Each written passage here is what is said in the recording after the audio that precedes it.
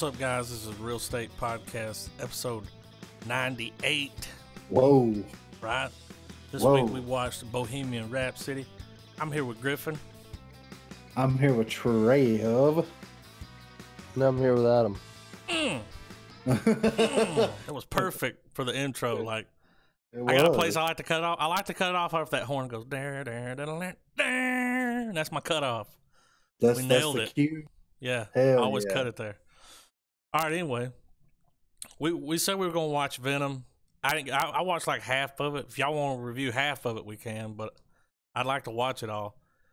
But we've got enough. Yeah, We got enough some- content. Yeah, for sure. Podtent. So let's do the Queen movie first. Oh, you want to do? I thought we would do the other first. You want to do the show first? I mean, I kind of do. I do too. Travis? Sure, man. All right, look. First season of True Detective was Classic. fucking awesome. Like, It's fucking one of my favorite TV Yeah. shows ever made. yeah. Ever. What was that? 5 stars. You know what I'm saying? I mean, yeah. I mean, if you wanted to line it up and treat True Detective as just a one and done mini series, you That could was just it. grab season one, and I mean, you're good. Like That's what I've I try got, to tell people. I'm like, you don't have to. They're like, I haven't seen season 2 yet or 1. I'm like, you ain't gotta watch it. I mean, it's a fantastic shelf sitter. May not necessarily be the thing that a person would go back to over and over and over again, but it's Shit. definitely something you will revisit. You I know, can watch I- McConaughey fucking Yeah. drink beer and Well, I smoke mean- cigarettes all day. yeah. I mean, That- if I give 'em bought- a- You get it what? on Blu-ray? Yeah, whenever I started working over here in Rainsville, when you go through orientation, they give you like a $25, $30, $45 Walmart gift Oh, card. shit. So I went and got the Blu-ray box set of True Detective. Didn't think twice about it. You know what I'm Mhm. saying? You like, I already know where this is going. Yeah, and that's exactly what I spent it on. How much was was it? your It was Probably like ate 50 that card bucks. up, didn't it? Yeah. Yeah. was your Blu-ray copy? Was it a really nice like packaging and all that good stuff? Oh yeah. It was HBO box set Slip- packaging slip is tapes, I usually guess. On yeah. point. it's good. It's really good. Mine was a bargain find. I magically found it for $5 at our local little True Detective? thrift shop. Yeah, man, I Holy paid like shit. $5 for it. Blu-ray or Word. DVD? It's DVD, but it's still But a really still, nice box set. $5? Yeah, I would Holy probably buy a shit. second copy for $5. Yeah, just to have it. a- Just a it looks loaner different. copy. Yeah. Yeah, loan on the Um, DVD. Yeah, I'm keeping the Blu-ray. It's one of those. It was one of those really cool finds where, someone's watched it, obviously, but that like it was a one and done because it was so clean. Hmm. There's no scuff marks where it kept getting pulled off the shelf. So they and watched it stuff, and returned it. Yeah. What a Doesn't bunch of matter. I mean, pictures. the way thrifting goes, man, it could be any I kind picked of up place. that first season of the first one, the Game of Thrones with the George Bush head in it. I picked that up at Baggage one day. Really? Yeah. I Fucking Googled it just to make sure, and it was the one. They pulled that. Yeah. Just so you gentlemen know, upon my walkings around through Walmart, because I mean, who doesn't stop by and check out what stuff they've got going on? They now have all 3 seasons of Ash vs. Evil Dead in one nice little set. Yeah. I want it. I think I'm after it. They've got it on Blu-ray and DVD. I want it. Blu-ray it. Yeah, for sure. So, and the then- second. Go ahead. Yeah, that's what I was supposed to say. Well, the second Then- season was okay. I think. It wasn't 'Cause the I- first. Well, no. The characters were great, but the story was shit.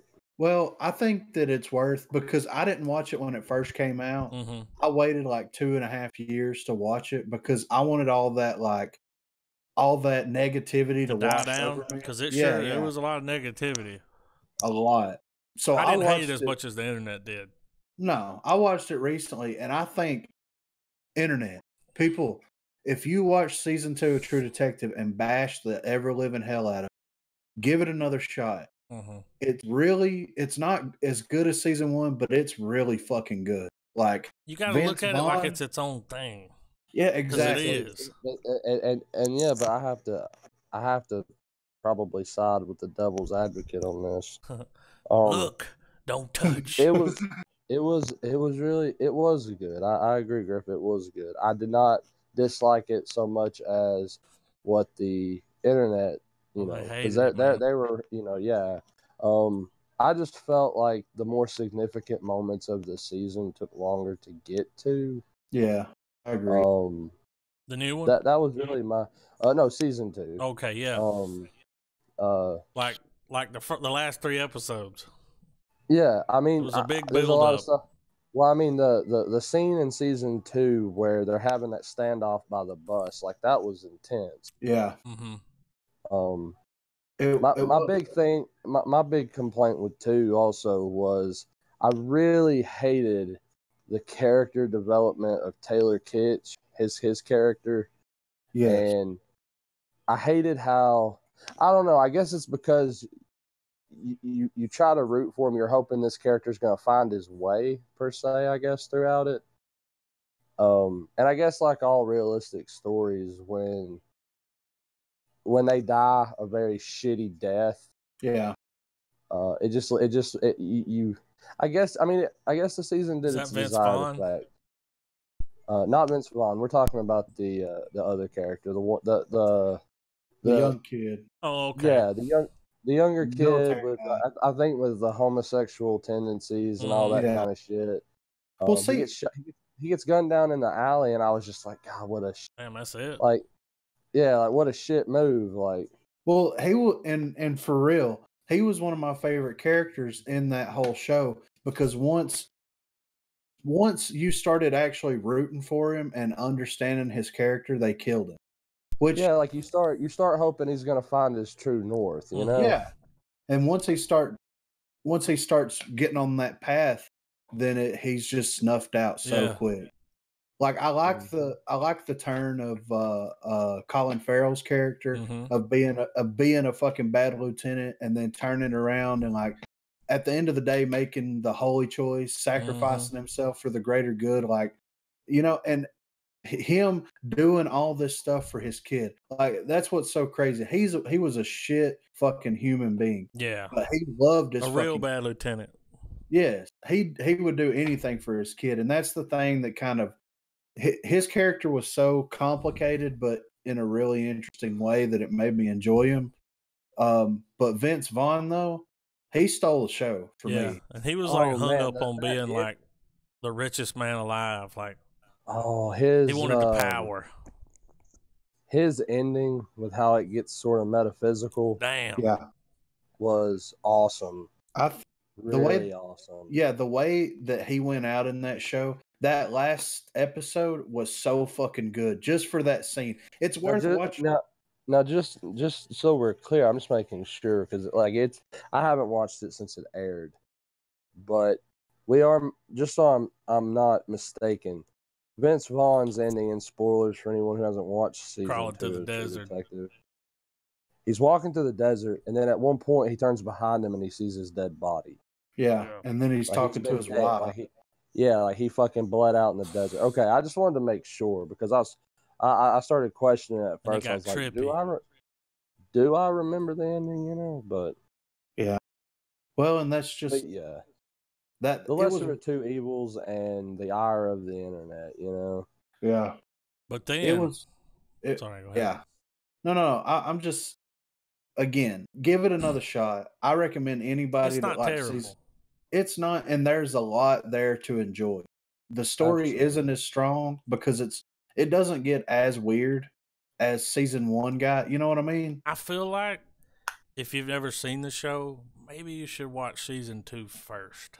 Yeah, I agree. Because if you watch season 1 and you're expecting that again, you go in on that high. Get that. Yeah, and that's what it was. I was fiending for it. Well, everything about season 1 is it's a masterpiece.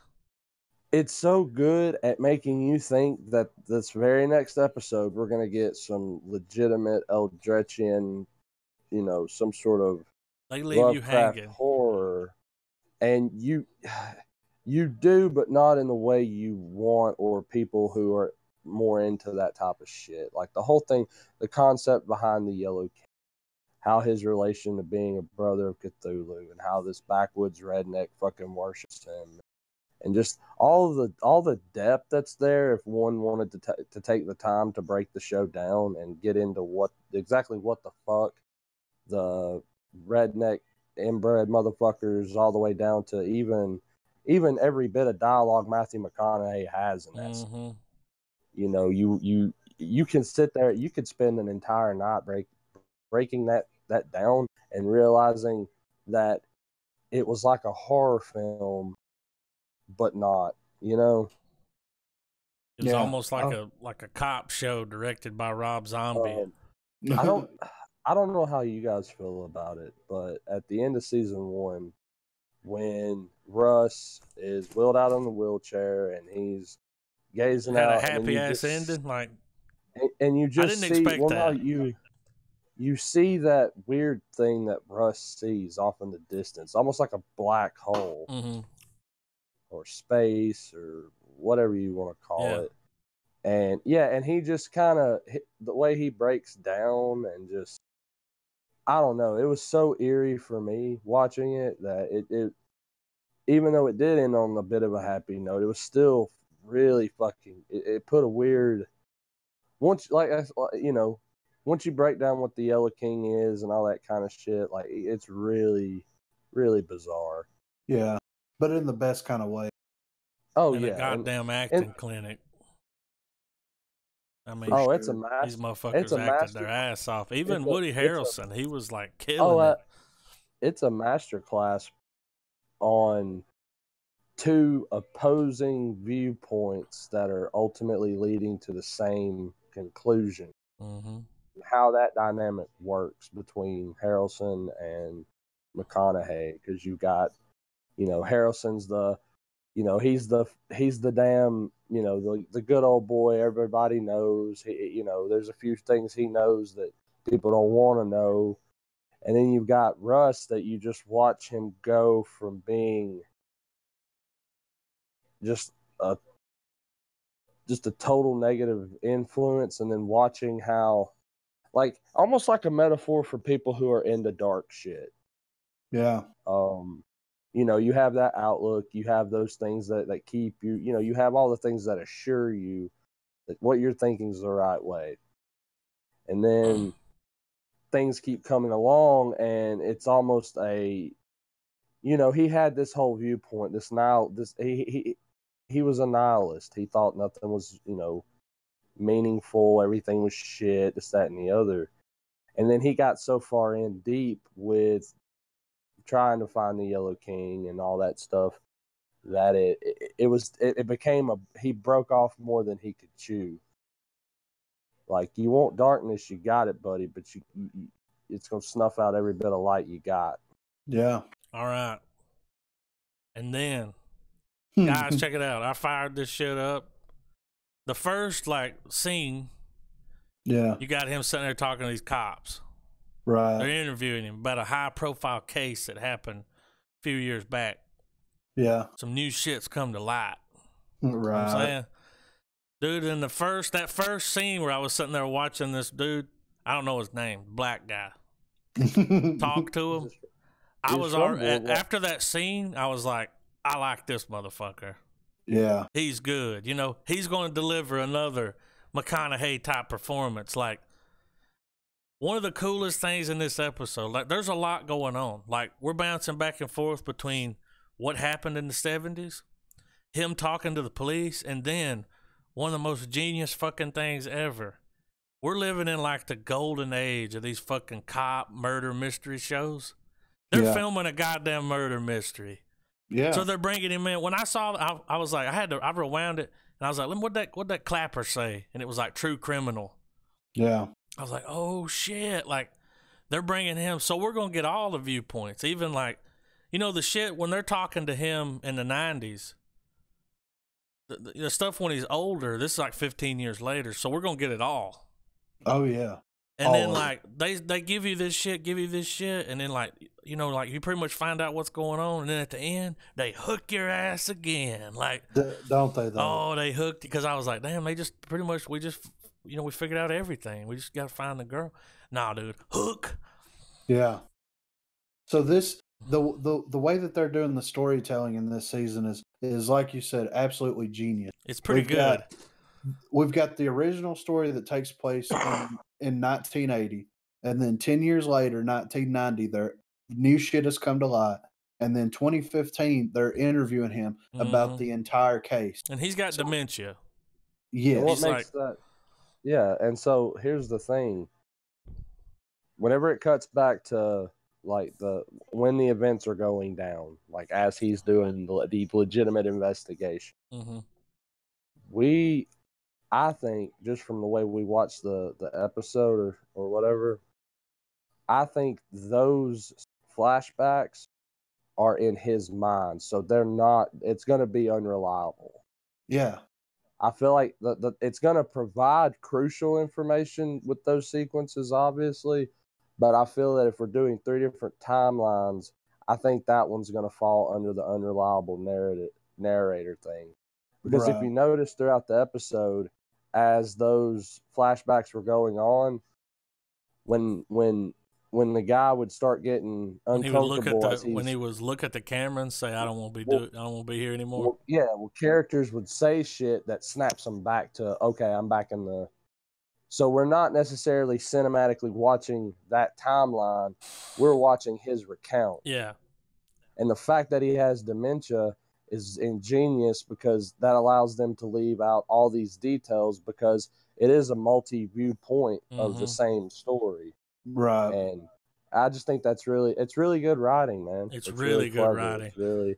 It makes it hard for the eagle eye viewer to pick up on subtleties that's going to make them, yeah. They'll be able to like throw their foreshadowing and just throw it in our face. And maybe if the way they edit that show, they'll make it to where no one's going to really pick up, Well, I don't think that there's going to be any way that we're going to be able to figure this out as the story goes. Yeah, because like you said, he is going. Even in the 90s, they say, "Well, your memory is not as good as it used to be." So I think that him having two different interviews with 2 different sets of memories going on simultaneously, and him having a bad memory in the 90s and an even worse memory in 2015. It's going to throw all these fucking monkey wrenches in everything that you think is going on. No, dude, because you want to shit your pants. In the next episode, they bring his partner in. You got another timeline coming. Oh, Steven Dorff? Yeah, he's fucking awesome, ain't he? Yeah, I love him. I knew I recognized that motherfucker, man. Yeah. I like his little like southern accent. He's like... He will always be Deacon Frost from... Yeah, for right. He said... it doesn't. I mean, his acting, and I hate that, but I think it's probably in part because Blade was one of my favorite movies growing up. So like, he's straight up doing a character role though. Yeah, I mean, he's in that character. That's a fucking wig, but he's in that character. Whenever they were like hanging out there drinking, and he's like, "Let's go drive around, listen to some music." He's like, "Yeah, maybe we can find somebody to beat the shit out of." He said, "I like that." They're just having a shit day. I did feel like they've set up maybe a ultimatum that's going to go down between the cops out of one, because in that scene that showed us that there's something with the dad. Stephen Dorff. Well, yeah, I think the dad molested the daughter or something. Because you remember he said when you talk to the dad, do you think he was lying? He's like, well, not at first. Yeah. He said, not about that. Yeah. Well, he left you with a little, and I'm like, what was he lying about? Well, to me, it also showed you that what's the main character's name? His name is Detective Wayne Hayes. How cool was that scene? Yeah, Detective Wayne Hayes. All right, so yeah, Detective Purple Wayne, Haze. What's Stephen Dorff's character's name? Roland West. So Wayne and Roland. Okay. So when Wayne and Roland are sitting there shooting and drinking and everything, and coupled with hope we find somebody to beat up, and if you remember when they're firing, that fox rolls up and he didn't let him shoot Roland's going to kill it. Yeah. So that's, to me, it's setting up that either he's going to lose his shit and there's going to be a divide, or Steven Dorff's going to end up playing a bigger role, and it's going to be like, he's the bad cop. He kind of seems like he could be a dirty cop. Well, I mean, yeah. Well, at least to me, it set it up to where if they wanted to take him that way, that he could, like, you know what I mean? It wouldn't be. Yeah. Like I just felt like there was. It's funny that you say that, because I do know this for a fact. Whenever they parted ways after the job, this was the last case they did together. Whenever they parted ways, they never spoke again. Right. They never spoke again. So it's funny you say that, because it's like, why not? Why didn't they be? Why did they quit? I mean, they look like pretty good buddies. You know why he didn't let him shoot the fox, though? I felt like that scene told a lot, even though not much happened in it. It was just more or less banter, Yeah. But the little subtleties with that, because a show like this, you have to pay attention. You gotta pay the fuck attention. Like, you can't be talking and texting. Yeah. So right in, I was just like, all right, who? Because shows like this, they love having the moral gray, really thrust at you. Well, it's gonna be a mind fuck until the last episode. Yeah. Well, the way that I kind of viewed their relationship as partners was, I feel like they were put together not willingly. They're just accepting the fact that they are put together, and they both kind of do their own thing. The way that they communicate with one another and the way that they both conduct themselves with and apart from one another kind of gives you the idea that, like, they're put together. They're each going to do their own thing. They're going to consult one another when they need to, but they have that partner mentality to me, where it's like, look, I may not agree with what you say, but we're cops, so I'm going to back you up in front of people. We got to have each other's back. But they're also one step away of being like, fuck this, I'm out. Oh yeah, both of them. So that tension was there, Oh yeah, but it's one of those things. Yeah, it's one of those things where it's like they have this just like respect for one another that neither one of them speaks, but they also hate each other at the same time. See, we don't know what's happened in the past. Exactly. We don't know yet. Something could have happened, but you know why he's got the respect for Wayne? Because later in the episode, when he's tracking before he finds the boy, he says, that guy was a LARP in Vietnam. He's like, you know what the fuck that is? Yeah. And he started giving us the breakdown while he was tracking this fucking bicycle. Yeah.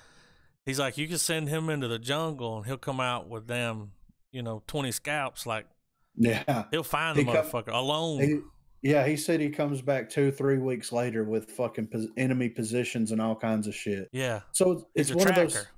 Yes, and they were both in Vietnam.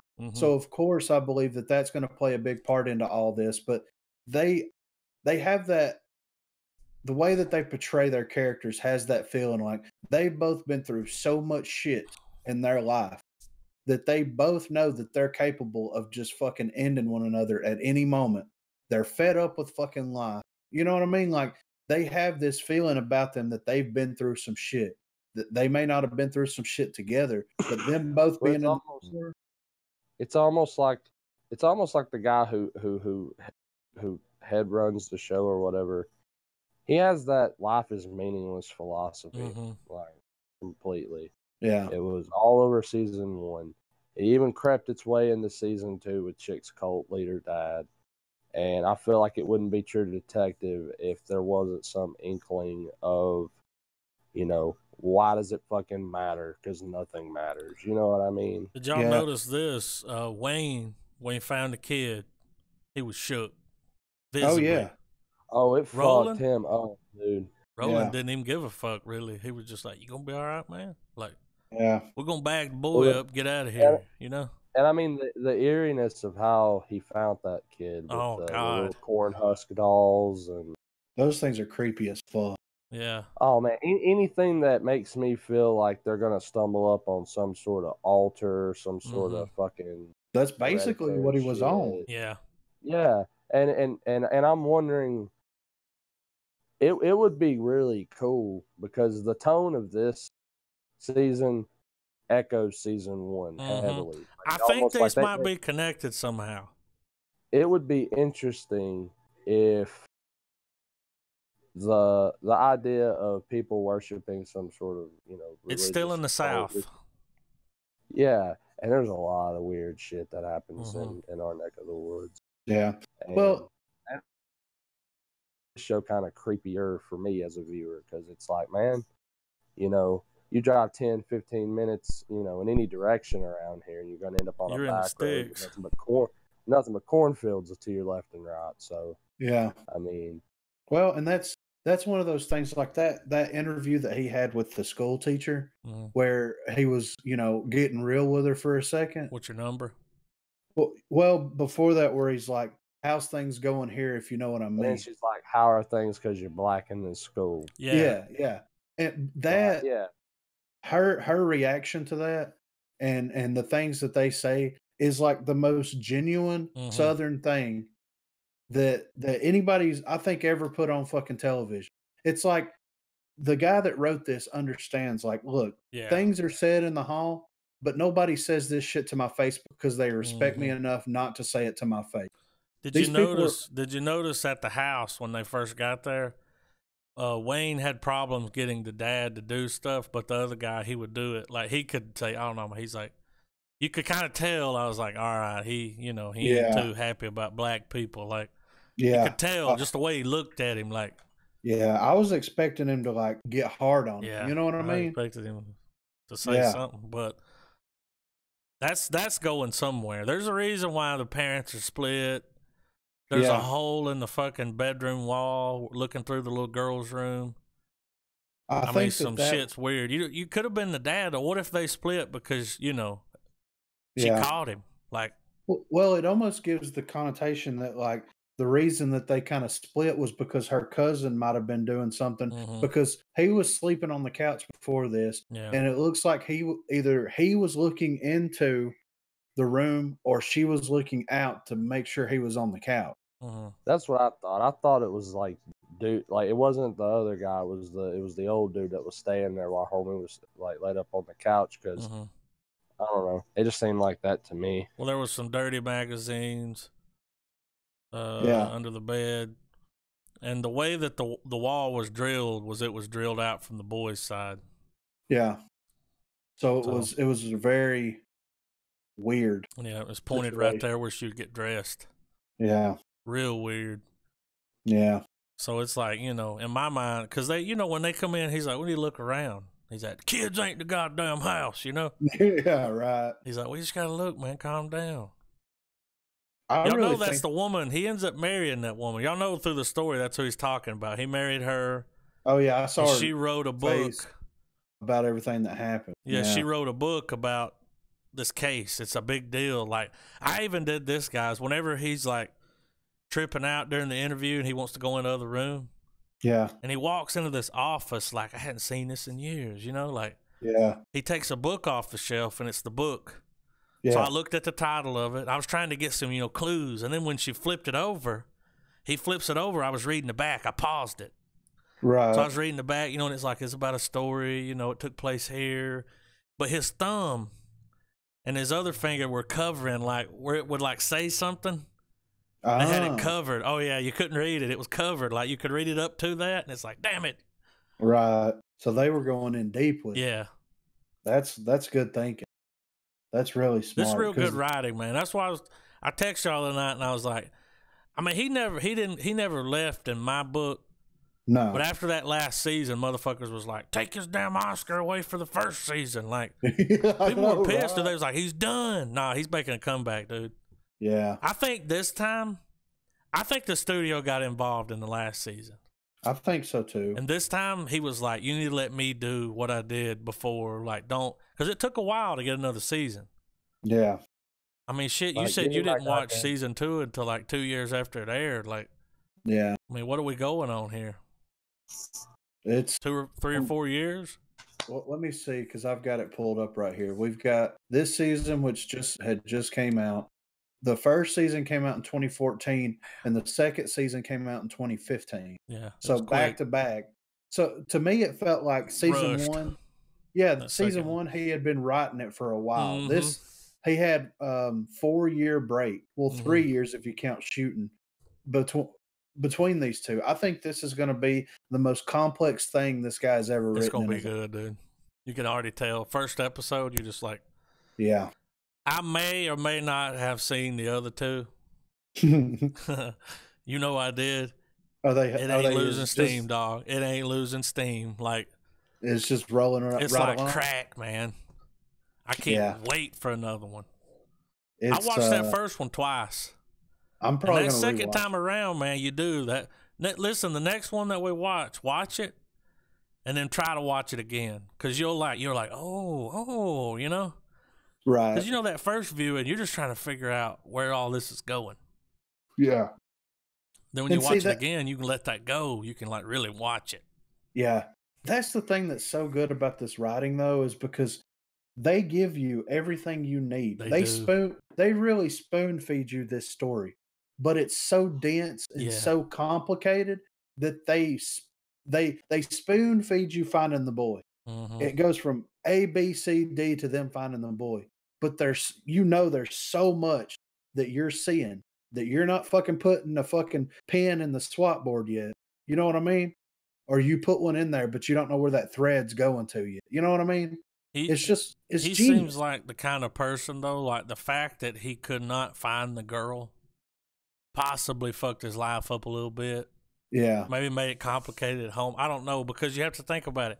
He's sitting there doing this interview, and it's like they throw you a date up later, and they're like, it's like in the 90s, early 90s, right? Yeah, yeah. All right, they throw a date up, early 90s. So since, I think it was like 76, right? It was like the day Steve McQueen died. Yeah, it was 1980. Okay, yeah, 1980, the day Steve. So, all right, for 10 years, dude, he's been like, we're just fucking, this girl. Yeah. And then they're like, we got her prints. And you're like, what? Yeah. You know? In the 90s, yeah. So, like, there's some craziness going on here. Right. It's genius. It's I can't wait. Good. I cannot wait to watch the next 2 episodes. It's going to be good. It's real good. It's so, I love that fucking guy. He just came out of nowhere for me. Like, well, he was in House Moonlight. of Cards, Luke Cage, Moonlight, The Place Beyond the Pines. No, this is gonna be his shit right here. This is his fucking calling card. He watched the first season and he said, "I'm gonna one up you, motherfucker." His delivery, man, I believe him. Yeah. Well, he's got this swagger about him. He does have a swag. Like, he knows that everybody hates him because of his race, but he don't give a fuck. He knows he's a good detective. Yeah. You know? And that fucking confidence and him being so reserved, it just shines so fucking bright. You know what I mean? Like, he's willing to take whatever any of these motherfuckers throw at him because he's smarter and better than anybody in the room. He is. But he's not doing it. You don't feel that way. No. You don't feel that way about him in a cocky way. He don't put it on Front Street. Like, he ain't got a big ego. No. He's like, not once did you hear him say, well, I was fucking a tracker in Vietnam. It was his buddy bragging about it. Yeah. I mean, he's like, that's a bad motherfucker right there. He's fucking genius. I can't wait to see more shit this guy does, for real. Because I loved him in Luke Cage. I haven't seen Moonlight. He was my favorite thing in that first season of Luke Cage, and they fucking kill him off in like the second or third episode. Yeah, he was fucking amazing, dude. Was his delivery really... like? See, he does this thing, man. I've heard there's a lot of actors. This is what they say: low and slow. Oh, he does it, and he does. He talks low and slow. Like, you got to listen. Yeah, and he makes you listen. He does. You like lean in, and you're like, "What's he gonna say next?" Yeah, I want more. What y'all think about it? Have we ever seen Stephen Dorff put on a damn? Where are they supposed to be? They in like Texas or something? No, they're, I think, in Arkansas, because it is Arkansas. Yeah, his family lives in Shreveport, which Louisiana. which is in Louisiana, right on the line Yeah, of Arkansas, Texas, it and is Arkansas. I remember seeing a tag. yeah. So So it's in the South.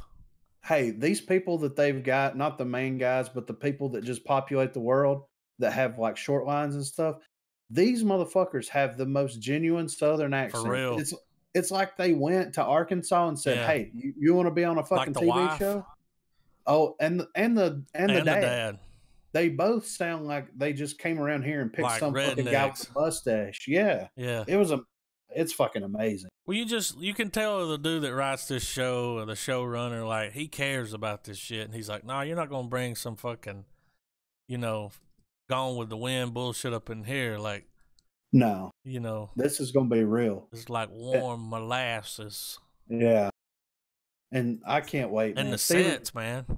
Yeah, the cinematography. Oh, my Fucking God, forget man. about it, dude. That scene where they're in the yard. Yes. And they got the camera when they come walking up, putting the gum in, and just Yeah. the set design is great. Now, in this episode, they go in the trash man's house. Yes, they do. Okay, what about this house? I've been in a house. You know where you go in a house? Oh yeah. It's almost like they went in one. And they found an abandoned one. Yeah, and just shot and like there? yeah, I mean Yeah. it looked real as fuck. Like It did. Yeah. but what's crazy is there was some damn kids in there, like throwing trash on the floor and. Yeah. Did they speak to him in that episode? No, Okay. they haven't No, met no, him no. yet. Yeah. But they picked the picture up, and you could see that he was in Nam. Yeah. Which that we picture all, looked photoshopped from fuck, but we all know people like Trash Man. Let's be real. yeah. We all You know remember those Jimmy? guys. Jimmy! Yeah, they run around, they pick up garbage, and they take it to the dump. That's what they do. They don't work for anybody but themselves. We all know those They people. recycle. Yeah. And they're never really any problem. No, they're weird, They but keep they to kind of themselves. they're just there. So I don't think it's him. I don't know, dude. You have no idea, right? I don't even want to even begin to No, speculate. you can't, man. It's I too think early. I think it's somebody that we haven't even fucking Oh, seen. dude, yet. this shit's gonna be deep, just like the other one. Yeah. There's some weird shit going on here. Yeah. And those dolls, man. I mean, there was some shit kind of like that in the other one. Yeah, with the little some weird satanic rich people shit. Yeah. That's those dolls. I've seen those dolls my entire life because people around here make those corn husk dolls. Mm-hmm. But it's never been that fucking creepy in my life. You know what I mean? What was creepy is when you went into the woods, it was like pointing. Yeah, like follow there was like this two way. or three of them pointing in the direction to go. Yeah, it's damn. And when he found the boy and he's laying there with his fucking hands together like that, I was like, there's something fucking. It's not the kids. I don't think the kids had any fucking thing to do with this weird shit. They get you for a second because you remember when they're on the bicycles riding by? Yeah. And it cuts to that pan shot. Yeah. And the kids just follow them. And I was like, what are you creepy motherfuckers doing? They're just watching. They're being a bunch of fucks, like, yeah, that's normal. But for a second, I was like, damn, these kids took them out there and murdered them. But nah. But what was weird was that they're at the park, like, playing with their bicycles and shit. Yeah, yeah. They made sure to show you that. But no, they didn't have anything to do with it. I don't think they did either. They questioned the kid about his Black Sabbath shirt. Yeah. What's that mean? Satanic mass. Like when he asked the dad, he came in there and he was talking to the dad. They're trying to get a little deeper. The dad was good. Yeah. I mean, his acting was, I don't even know who that dude is. Like, but I ain't never seen the mom before. Like, no. But they're doing a good job. Like, yes, they are. It's going to be good. This is going to be a good season. I can't wait. I was excited for y'all to watch it because I was like, oh, shit, this is. When I saw how many timelines we had going. Yeah. And we're just bouncing. Like, each episode is just like, bam, bam, bam, bam, bam, bam, bam, bam, just. No chuff. All over the place. Yeah. Even the chuff is amazing. It really when they're is. like riding in the car or like walking, when they got out of the car and they put the gum in. Yeah. Because they've been out there drinking all night. Yeah. He says, shit, we almost had a clean night. Yeah. I love that scene where he's walking down the road and he sees that puddle and that light goes out behind him, and then it cuts to like modern day and that light goes out, where it's like it's kind of almost influencing what's going on around him as he's reliving the fucking the case, you know. It's I can't wait. I fucking love this shit. Like I ate It's it up. good, ain't it? Good storytelling is a fucking drug, Oh you know. man, and it's rare too. Like, Yeah, you know, it whenever is. you come across something like that episode, dude, I was just fucking, I was on that shit. Like, I Yeah, was just like, God damn, I was so pumped when it went off. this dude might win a fucking award for best actor in a fucking drama series or something. Yeah. You know what I mean? Yeah. He's that good. Like I'm glad that he got this role. This is Yeah. it's time. I know I don't think he It's won time for for him to shine. Moonlight. Yeah, yeah. But damn, Moonlight, it was nominated for some shit though. I think it won Best Picture. I think so. I think it did. Yeah. But yeah, y'all want to talk about anything else from the episode? I don't know what even. I mean, what else do you say? It was fucking great. Watch it. Yeah. Watch it now. I love the cinematography. Bring on episode 2. Yeah. Yeah. Don't the way they shot it make you feel cold because you know it's cold there. Yeah. You know, it's hard to do that, but they did it. You know what I mean? It had that. It looked cold. Yeah. You know that metallic. Well, it's filter. that summer. It's the summer cold. Yeah. That's what it is. It's not snowing. It's just cold as fuck and everything's dead. And you saw that like right on fucking, you know? So I don't have anything. I mean, I can't wait to watch the next 2 episodes. Yeah. Since we have the next 2, and on Sunday we will have the next one, do y'all want to do as many as we can get? Cram them all? Well, that way when we get close to the end, we'll be right there at the end with it. Like, yeah. If we stretch them out now, we're gonna go past the end of the show. Yeah. But it's up to y'all. I mean, you know damn well if you got 2 episodes to watch, you're gonna fucking watch them. Like, for sure. Yeah, for sure. I couldn't do the other night. I found out, you know, somebody was like, "Oh, well, they aired." Well, I went and looked to see when the next one came out.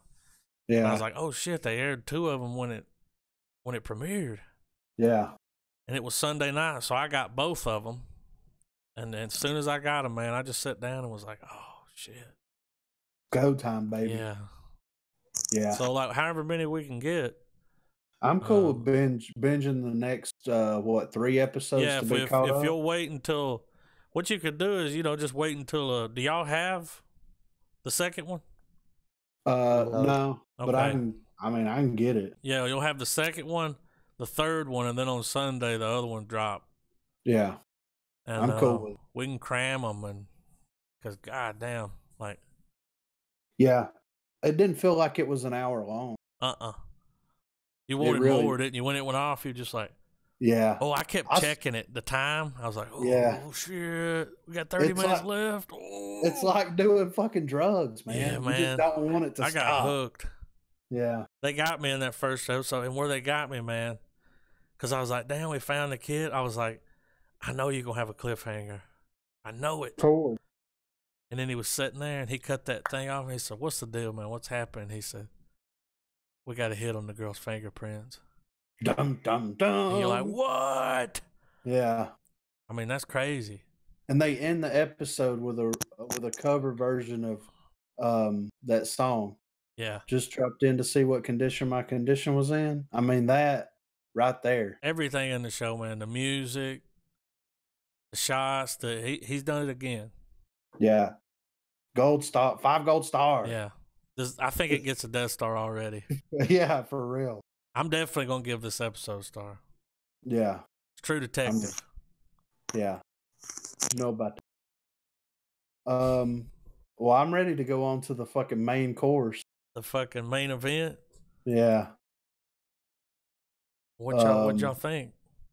Well, I already told you what I think about it. That movie, all right, it made me very emotional. Emotional? What? Like, just were you like just sad for Freddie Mercury? It was just one of those things where, like, just watching it, and I know that that wasn't him. I know it was an actor, but I got lost in it. I did too. And just knowing that there's never, ever going to be another person like that, ever, in our lifetime or any other lifetime. Someone that, a group of people that come together that was that creative. Very that creative. They gave each other that much shit, had their ups and downs. It was just I didn't even know there was that much drama inside the band. I mean, I never really heard about that much. No. Until it got to that part where it was like he pretty much told them, "Fuck all of you." I mean, yeah, I don't need you. I am the band, but he was riding high on that. Yeah. But what was sad, man, was when he was like, he told the girl, "Yeah, bisexual." She's like, "Life's gonna be hard for you." Yeah, that right Freddie there. Mercury. And then it cuts to him in his house, and she's in her next door in her house that he bought for her. Yeah. And he's like, "Turn your light on." Yeah, can you see me? He cuts his light on, and it's just like, damn, dude. He loved her You're always so gonna much. be alone. Oh man, when he was like, "You took your ring off." Yeah. He's like, "Oh, this is my boyfriend." Yeah. It's like, oh shit, man. Right. You could see the look on his face, like he wanted her, but he didn't want to date her and do all this shit. Yeah. He felt bad. Like the first time you see it, man, everything's good. We're trucking. It's Queen. They're getting a record deal. Damn, we're going on tour in the U.S. Yeah. That first, record they dropped, tour in the U.S. Yeah. Crazy. Right? He's standing there on the phone, like talking to her. This dude gets out of his truck and looked at him like, "I'll be right in here." Yeah. And you don't see him go in there, but you're like, eh. Did he? Yeah. It was. Was it a proper biopic? Yeah. Dude did a pretty good job. Oh yeah. For Queen, probably, but for Freddie Mercury, the details of his life are his. Yeah. Well, that was my biggest problem with the film was they should have made two. They should have had the same cast. There should have been one that just focused on the band and their accomplishments. And then the second movie was like his downfall. Just his story in general. Because that's its own story. Yeah, I could have watched a whole movie just about them meeting, them recording, writing music, them going on tour. Because that was real short. Yeah, and that was the only thing that really bummed me out about it. They shouldn't have named the movie Bohemian Rhapsody. You know what they should have named it? What? The Great Pretender. Yeah, they should have. That is the perfect name for a Freddie Mercury fucking biopic. Because he was. He was, and you could tell it. Like, he pretended, he even told that guy, he said, "These people aren't my friends. I just keep them around." Yeah. They're just here. They're just people they don't even know me. No. Like, he was the great pretender. Like, his persona on stage was a character, but he stayed in character for so long that it like consumed him too. He kind of let the people around him fuck him too, man. Like his little mustache buddy. His crony. Fuck this motherfucker, dude. Yeah, what an asshole, right? Chick Next Door's been calling, Live Aid's been calling, the band. Yeah. And he's like, "I'll tell him you called. He's just kind of busy right now, Yeah. And then whenever the chick comes over and she's like, "What the fuck, man? You don't answer the phone?" Like, he's like, "What do you mean? You've been trying to call me?" Yeah. And then when the dude comes home, he's like, "Freddie, I got some friends." "Oh, you're here." You could tell he didn't like her. No. But this scene where he was like standing out in the rain, yeah, he was like, "Fruit fly." Yeah. He told this dude he was a fruit fly, and I was like, "Oh!" And he was like, "Get the fuck out." He said, "You're done." Yeah. He said, "I'm gonna see you again." Yeah, he said, "I'm gonna tell the world everything," and he's like, "I don't care. You can tell them whatever Show you them want." Your pictures. Yeah, as long as I don't ever have to see you again. Yeah. What was crazy was he was real good at driving a wedge. So he was like, got to drive a wedge between him and the band. All right. So he slips this thing to the manager about this offer. Yeah. To get the manager to bring it up to him in the car, and he does. And Freddie pulls over and he's like, "Get the fuck out. I'll kill you if you don't get out." Yeah. And he's like, "You know anything about this?" And he's like, "No, I didn't. And then why didn't the manager go, 'This motherfucker gave me the note. Like, yeah, for real. Yeah. I had I no mean, idea about all that shit. Like, I right. did see a thing where they were like, they changed some stuff around just to make it shorter. Yeah. Like, you know, certain things that happened at this day, they put in the movie, they had it happen later or at the same time. But what was really cool was when Mike Myers was sitting there and he's like something, no one will ever ride in their car and bang their head to this song. I know. I know. And he's looking at the camera. Yeah. That was funny. That was awesome. He was pretty good too. He was. Everybody. Littlefinger was good. Yeah. The dude that played Lord played Baelish. fucking Brian May. Yeah. It looked like they Looked just cloned like his Brian ass. May, man. It did. He looked like Brian May. I mean, dude kind of looked, you know, about as much. He looked like Freddie later on in life. Yeah, yeah. The drummer, it was like, kind of, but not really. No. And the bass player, I didn't even know Queen had a fucking bass player, dude. Like, yeah. Did you guys know that Brian May was a damn No. astrophysicist? Is that what he said? Yeah. Did y'all know that? No, I had no fucking idea. I mean, about damn. any of that. It was cool seeing them record though, man. Trying out, they were like putting change on the drum head and yeah, you know, we got to get experimental. And I was like, all right, Freddie, what do you mean by that? Like, yeah, right. You got to bring a butt bunch of plug guys on the microphone. I mean, don't get too experimental, but right. Just all the cool stuff there. They had the amp swinging back and forth, and yeah. I mean, just Brian May's contribution to rock music. Like when you hear Queen and you hear his guitar tone, it's him. You immediately know who it is. Yeah, it's fucking. I know a Brian May solo and that tone. Yes, it's insane. Like these guys are fucking legends for a reason. I went back. I've listened to like half of their discography since I've watched it. Yeah. I started at the first album. The last one that I listened to was Day at the Races. Mm-hmm. And when you go deep tracks on them, deep cuts, they have some just insane fucking music. Like a lot of their stuff is so fucking, well, it's so metal. Mm-hmm. Like you listen to it and you're like, this is Judas Priest before Judas Priest was Judas Priest. You know what I mean? Like it was so fucking metal. And then whenever you get to Night at the Opera, they get so progressive.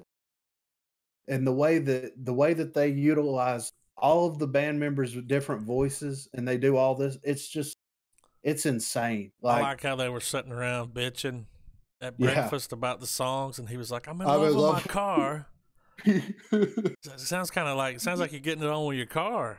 Yeah, what's your grease gun? Yeah.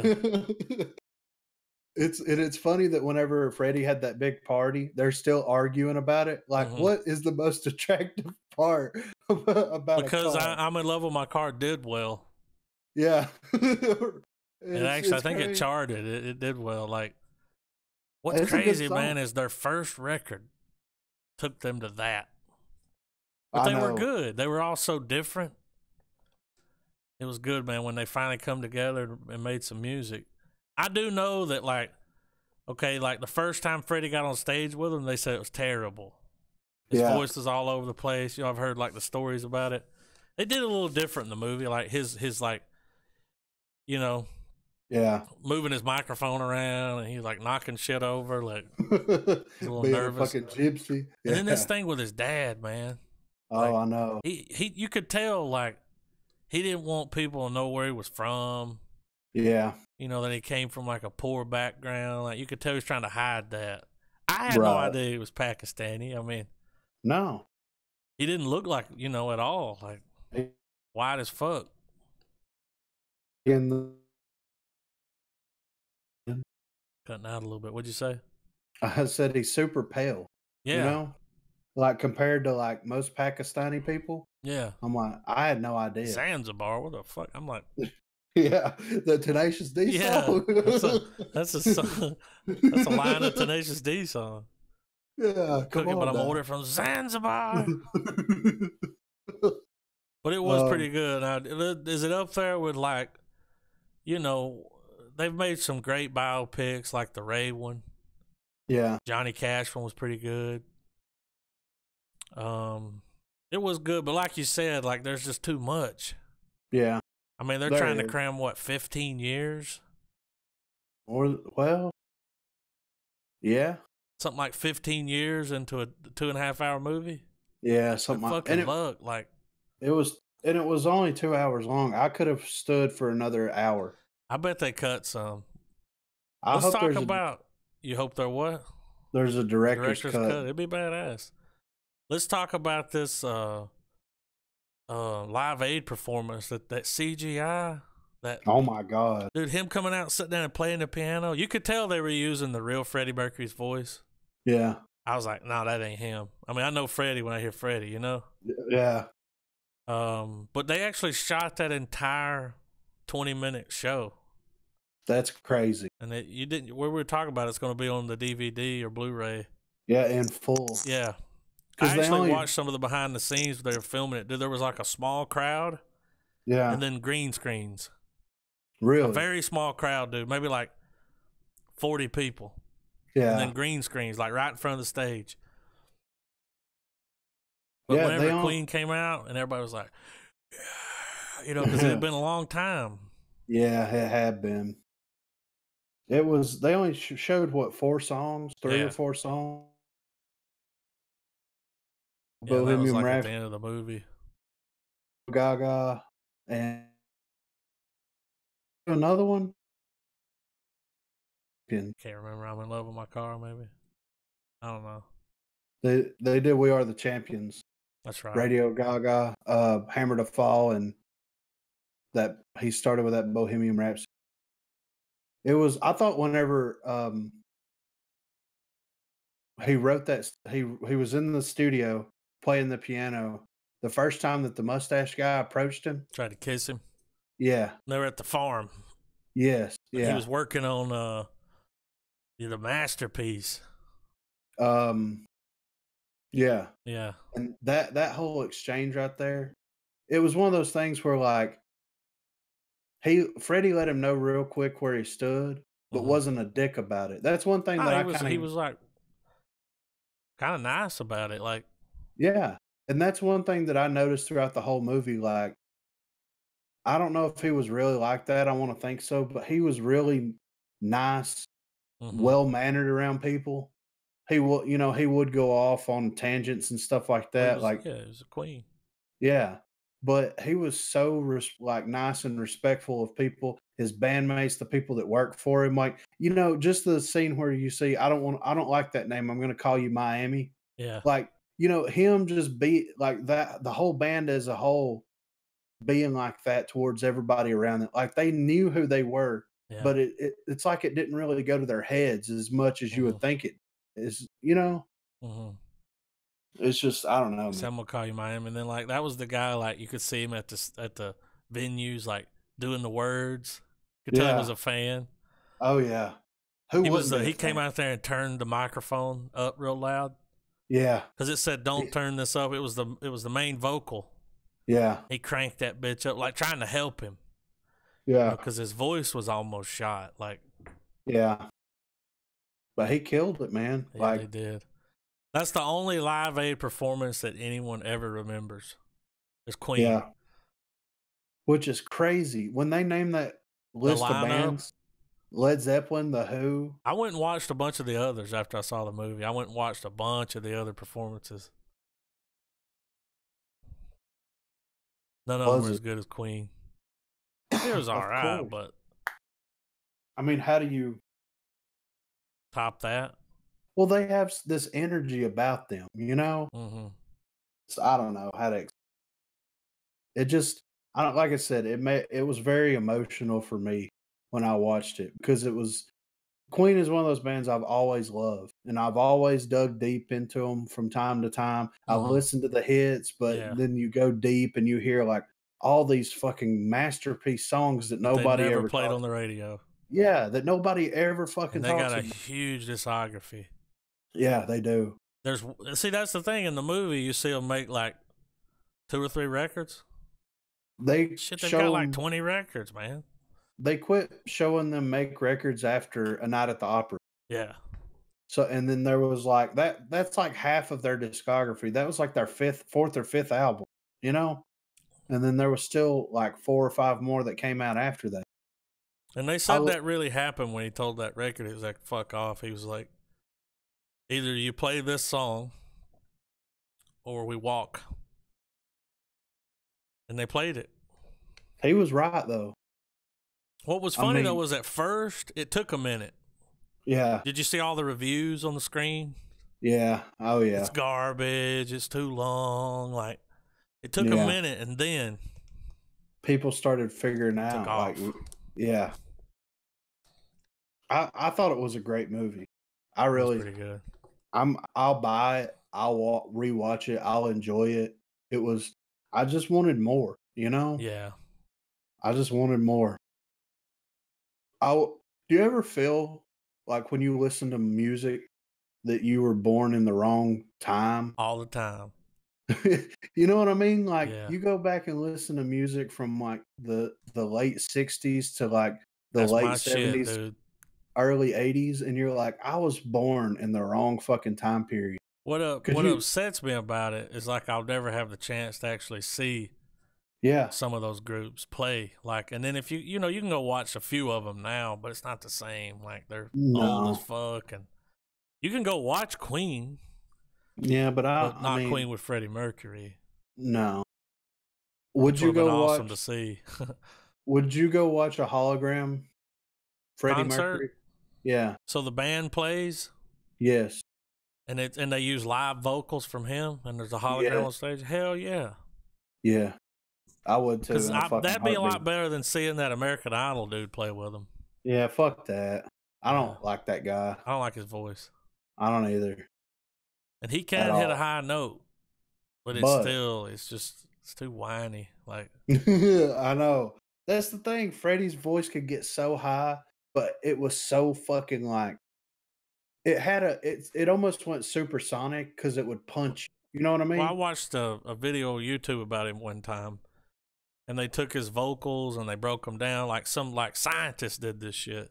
Yeah. And they said he was hitting like 3 notes at a time. That's why you remember Chester from what you call it? He was like singing and screaming at the same time. They said his voice was real unique.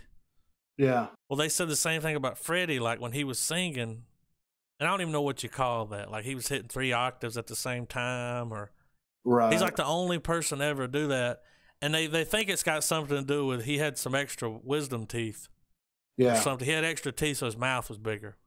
Right. It was huge. But he could hit notes that nobody can hit. Like, and you'll have those people that kind of sound like him. Yeah. But they don't sound exactly like him. Like you can't. It's hard to. Yeah. Nail that. I mean, you can nail Elvis Presley. Yeah. That's not hard, but. I watched that thing one time where they were talking about that, and I was like, that's really cool. Like that's crazy. Hit like 3 notes at a time. Yeah. What'd you think about it, Trav? It was good. It was depressing. Yeah. Really depressing. It was depressing. I mean, like a lot of I don't know. This just further cements the idea that behind every really, really good band or really good singer or anything like that, dude, their lives are shit. Yeah. Yeah. The ones, let me rephrase that. The ones that you're always going to remember came from really shit lives. Yeah. Well, they know the struggle. And I think it speaks volumes to the artists that came along with daddy's money and got big, or the bands that had church backing so that they could go on tour and do shit. That's why no one really is going to ever give a fuck about them outside of their local thing. Mm-hmm. Yeah.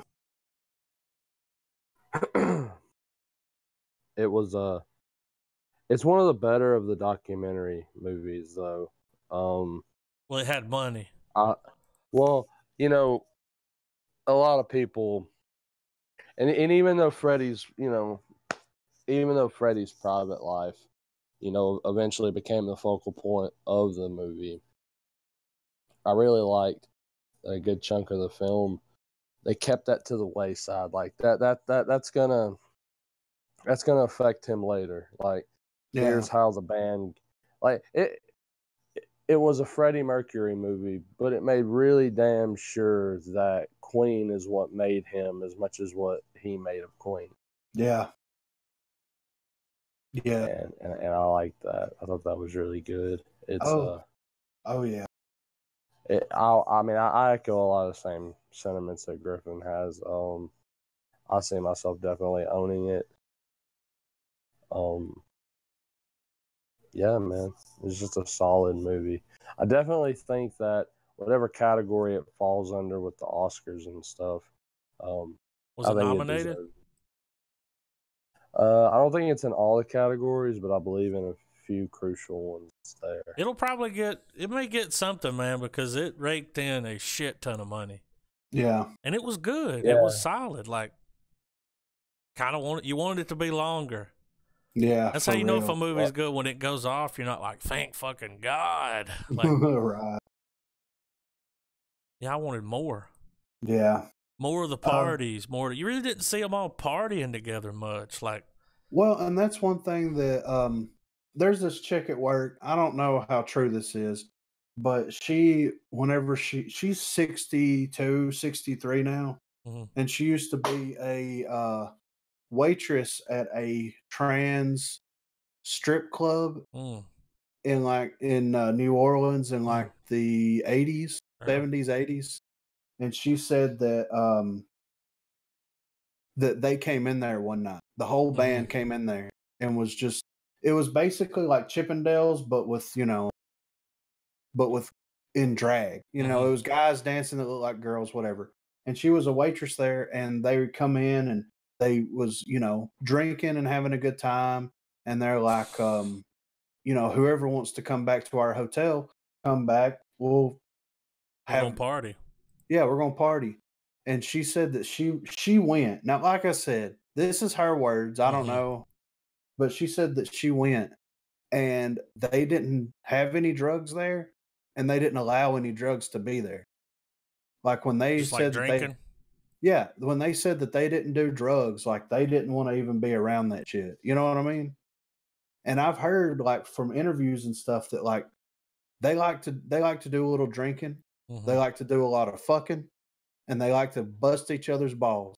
You know what I mean? Like that was their thing. Like I said, I don't know if that's true, if what she told me is true or not. But I mean, from a lot of the stuff that people said in the past and stuff about them not really doing drugs, anything like that, that I kind of believe it a little bit more. You know what I mean? That the part that really got me the most was whenever he shows up at Miami's office, and the rest of the band shows up, and he goes on and he's like, I hired all these people and they did exactly what I told them to do. And it was shit. There was no pushback. There was no rewrites. There wasn't the genius that is the rest of you guys there to propel it forward. So he pretty much bailed on those solo records, right? I think he released them. I mean, they offered him $4 million. And of course that's going to happen. Yeah.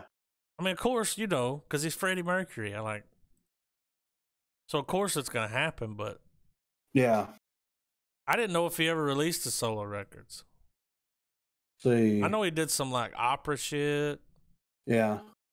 Well, he did in 1985. He released Mr. Bad Guy, which is the only solo album. And then, okay, it says that here that Mr. Bad Guy came out 1985.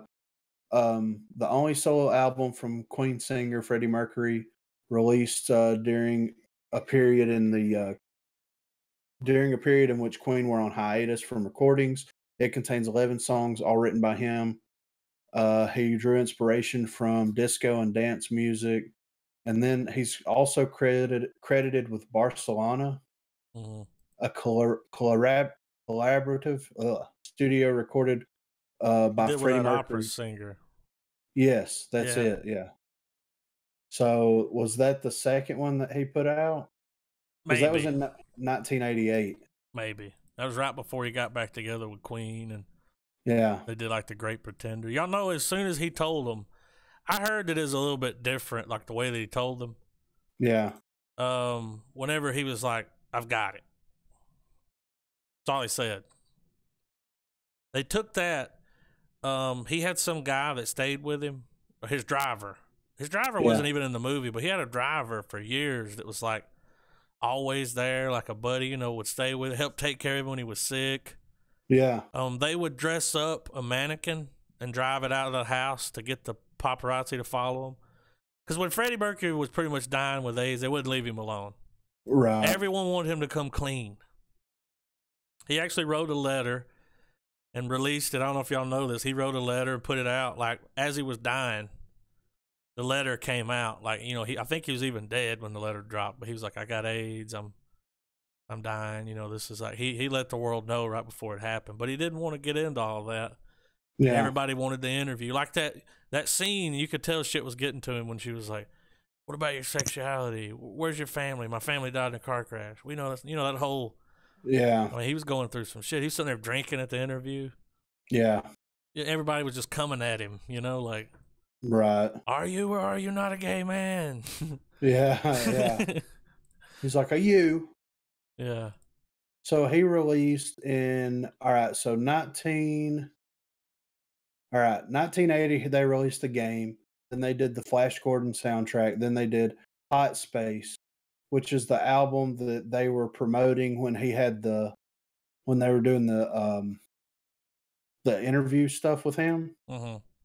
And then A Kind of Magic came out in 86, which is the for Highlander. That's the soundtrack for Highlander. And then in 89 they did the Miracle. Then in 91 Innuendo, and 95 was Made in Heaven. And that was the 15th and final studio album. I do know that once he told them, they went into the studio and just started recording. The engineer, I saw like a doc about him. The engineer was like, he would come in, do a couple of takes, try to record some tracks. Then he would just get like, he just couldn't even stand up. Yeah. He was so sick, he'd have to take a break. He'd come back, like his voice was blowing out. He said it was really sad. Yeah. Because, he was still young. And he was trying to do it, but his body was just fucking breaking down on him. Like, yeah, AIDS is a motherfucker. Yeah, it's like, dude. If they said if he would have contracted this shit just a little bit later in life, he'd probably still be alive. Right. They were just now like figuring it out. It had just hit where it was like everybody's getting it and we're trying to figure it out. They said a few years later, they probably would have been able to give him some drugs that would have kept him alive. Right. 10, 15 years, if not longer. But he just got it real early. Well, it's crazy because he died in 91. And it says that Innuendo, which is the next to last album, was the last album that they released in Freddie Mercury's lifetime. 9 months after the album was released, Mercury died of AIDS-derived bronchial pneumonia. Yeah. 9 months. Yeah. That means that they probably, after Live Aid, quit touring and just started They toured a little bit. And that's what, if you watch like a doc, they toured a little, but he couldn't it was rough on him. He was having get IVs and shit and pump him up with saline. They said he was just after a show, he just wasn't the same Freddie. He was wore out. Yeah. His voice would be blown out. That's what everybody kind of knew. Right. Something was wrong, but he finally told the band. And he was like, "We just need to go into the studio. Before I die, I need to record as much as I can. Yeah. We'll worry about y'all's tracks later. Yeah, I need to get my tracks on tape." Yeah. But you know, I had an uncle that was into music real big. You know, I'm sure he still is. But back in the day, he played a little and all this, and he was always like, when I was younger, he was always like, "Have you ever listened to that Queen album, A Night at the Opera, with headphones?" He was Oh always my going God. on and on about that because, like, when that came out, you know, they were doing like, you know, split tracks and pan Yeah. it here, pan it there. They would do all that. What was that? He said, if I gotta say Galileo one more fucking time. Yeah. Yeah. What was it when he was talking? He's like, Scaramouche, what is this shit? Like, Yeah. What is this shit? I was guessing that meant something and then some Zanzibar shit. I was like, you know, like, Yeah. he was like looking out the window. What is this shit? And then the lawyer was quick with it. He was like, did you put this record out? He's like, yeah, I did. And he's like, you'll either be, you know, known. I mean, nobody knows who you are. Yeah. Only bands. Don't you want to be known for fucking releasing this Queen record? And he is. He's still to this day. Yeah. He's worked with some big names, but he put that fucking Queen record out. And Queen made a killing. Yeah. I think when Freddie Mercury died, I mean, he's pretty fucking rich, dude. And he gave, as he was laying there, like 2 days before he died, the lawyers were in his bedroom, like helping him with his will. Really? Dude, oh, and he was good. Like, dude, those cats, man. He loved those fucking cats. Like, right. he had a house set aside for them. The cats were gonna live in the mansion until they died. Somebody's gonna take care of them. The girl that he was married to before, you remember the girl? Yeah. Can't remember her name, but he gave her like 600,000. You know, and this is euros. I mean, So- he split the money up. Yeah. He was good with it. He didn't just say fuck everybody. Right. Thought it was cool too when they went back in. They were like, look, no matter who writes the song, we're 50-50. Yeah. Yeah. You know, it's 25, 25, 25, and 25. Like, that's it. Yeah. Which whenever you Should have been. well, yeah, it should have been that way, but whenever you go back and listen to their fucking discography, these motherfuckers, the stuff that they wrote, the stuff that that like the drummer or Brian May or somebody was the only person that was singing on it at all. Mm-hmm. It's insane. You know what I mean? Like, they're all pretty good. they're any one of those fucking members could have been a front man for any other A fucking super band. band. Yes, it's like the first super group before fucking that was even a thing, you know?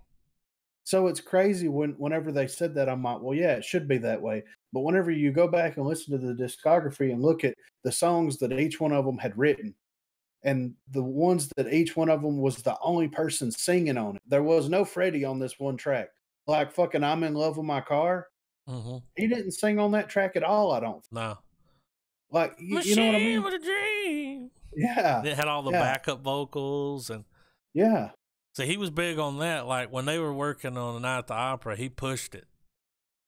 I mean, dude, how many Galileos did he make him do? He's like, do another one, higher, higher, higher. Yeah. But the proof's in the mix. It is. Hey, when you listen to that mix, when you listen to some high quality cuts of them, they're some of the best recordings of all time. You know that is it Farm View or something? Farm something? That place is still there. Really? Bands go there and cut records. I believe, what you call it? Fleetwood Mac went and cut a record there. Oh, really? It's like world famous now. Damn. I wouldn't mind going there. You know what I'm saying? It would be cool. Yeah, just to visit. When he was standing there looking out, after he walked out of them arguing, he was standing there looking over those hills. Yeah. And he could hear the melody. Yeah. For Bohemian Rhapsody in his head, you know, that piano? Yeah. And then it just kind of cut to him in there playing it, like. Yeah. Making one of the greatest fucking songs ever recorded. Yeah. It's insane. Cool. And movie. if you go through just a list of their fucking hits, like, has anybody ever released as many hits as this band has? You know what I mean? Not like that. Not that many. They had 15 studio albums, 10 live albums, 15 compilation albums, 7 EPs, 72 singles, 2 soundtrack albums, 19 box sets, and 1 other release. That's a lifetime of work that came out Yeah. in what, 25 years? Yeah. And they toured a lot. That's A lot of touring. yeah. Biggest band in the world. I like there at the end when after the concert they started playing Under Pressure. Oh, yeah. Came in, you know? Yeah. Even that song. Yeah. Pressure looking down on me. Well, that's crazy. It was a good movie. It was, man. I enjoyed it. It made me want to go listen to Queen, though. I did the same thing. I mean, it's so I just wanted to go back and revisit and listen, like headphone listen, like yeah. You get sucked into it because, like I said, it's so different. It's so ahead of its time, you know. mm-hmm. Mm. Y'all want to throw some stars on it? I'm ready for it. I'm gonna give it a full star. I ain't got a speech or anything prepared. We've been sucking this movie's dick for the last, you know. I thought I almost made me want to grow a mustache. I know, right? Right. Oh my god. The mustache is kind of weird though. Like when he went from his one, you know, his what was it when they were busting on him? Yeah, he whatever he was in his fucking house and he's facing the wall. He turns around and he goes, "What do you think?" And he goes, "Well, it's more gay." And he goes, "No, the house." I fucking lost it. He was talking about his fucking mustache, and I fucking lost it. You know, it's more gay. And then whenever they're sitting in the little trailer waiting to go on at Live Aid, and he goes, "Well, what do you think of my friend?" And they're like, "Oh, he seems like an all right chap," and all this. And Freddie's like, "I think he's gay." Talking about the girl's fiance. It's just like I think he's gay. It's just great that sense of humor. You know what I mean? Yeah. Like him knowing who he was, having to fight with it, but still having a sense of humor about it. Yeah. That's what's crazy. That's what people nowadays do not have. If you ever watch interviews with him, he's really funny. Like old interviews, he's funny, man. Like he's just I need to do that. Sitting there smoking cigarettes and just bullshit, being like super gay too. I mean, it's obvious. Like yeah. The gaydar is like off the damn rails. Like doesn't matter though. That scene, the scene with the band, whenever they all got back in there, that got me. And then him showing her that footage on TV. Oh. And he said, "I wrote this song for you." What was that song called? Love of My Life. Yes. "I wrote this song for you." And there was so many people singing it that I couldn't even hear the instruments. Mm-hmm. And they were all in like singing. Japan. Yeah. Or something. He said, I didn't even know I didn't even know if they understood me. Yeah. He said they were all singing to you. Like, you know what I mean? It's just some throwaway sweet part, but it was like. But then that's when he told her, like right after that, he told her that. Yeah. We got to break it off. Yeah, I think I'm bisexual. She knew whenever he was doing the interview with the radio guy, she's like, I didn't know they were friends. Yeah, he's like, "Darling, play the B-side." You know, like, darling. Yeah, I was like, "Is there they're friends, all question? right." Like, yeah, they hang out at the same clubs for sure. I do know that later in life, like, see, he had some friends in America, and they came to visit him and told him, like, this was in the documentary. The guys came to me, to his house and was like, "We got AIDS." Like, he found out a few years before he came down with it and stuff, like some people that he like partied with. We're talking crazy partying, Yeah. Like they came to his house and they told him, they had like the sores and stuff, and yeah, he got this sore on his hand that wouldn't go away. He would try to cover him up. Right. I mean, when you see him in that Great Pretender music video, they say he could barely fucking hold his head up. Yeah. That's how sick he was. He does look sick. Yeah. Great Pretender. But after he finished all the press and everything, a few months before he died, man, he told him, he's like, "I don't want the medicine anymore. Like, He's I'm done. He stopped taking the medicine, the treatments. Well, he did everything. Everything was, Yeah. everything's tidied up. He's at one with himself. Yeah. What a fucking I like that Highlander song. yeah. That shit's metal as fuck. Dun, dun, dun, dun, dun, dun. Yeah. I give it a star. It was as good as I thought it was gonna be. Like you said, could have been longer. I could have watched a 5-hour Queen movie, no problem. For sure, yeah. No problem.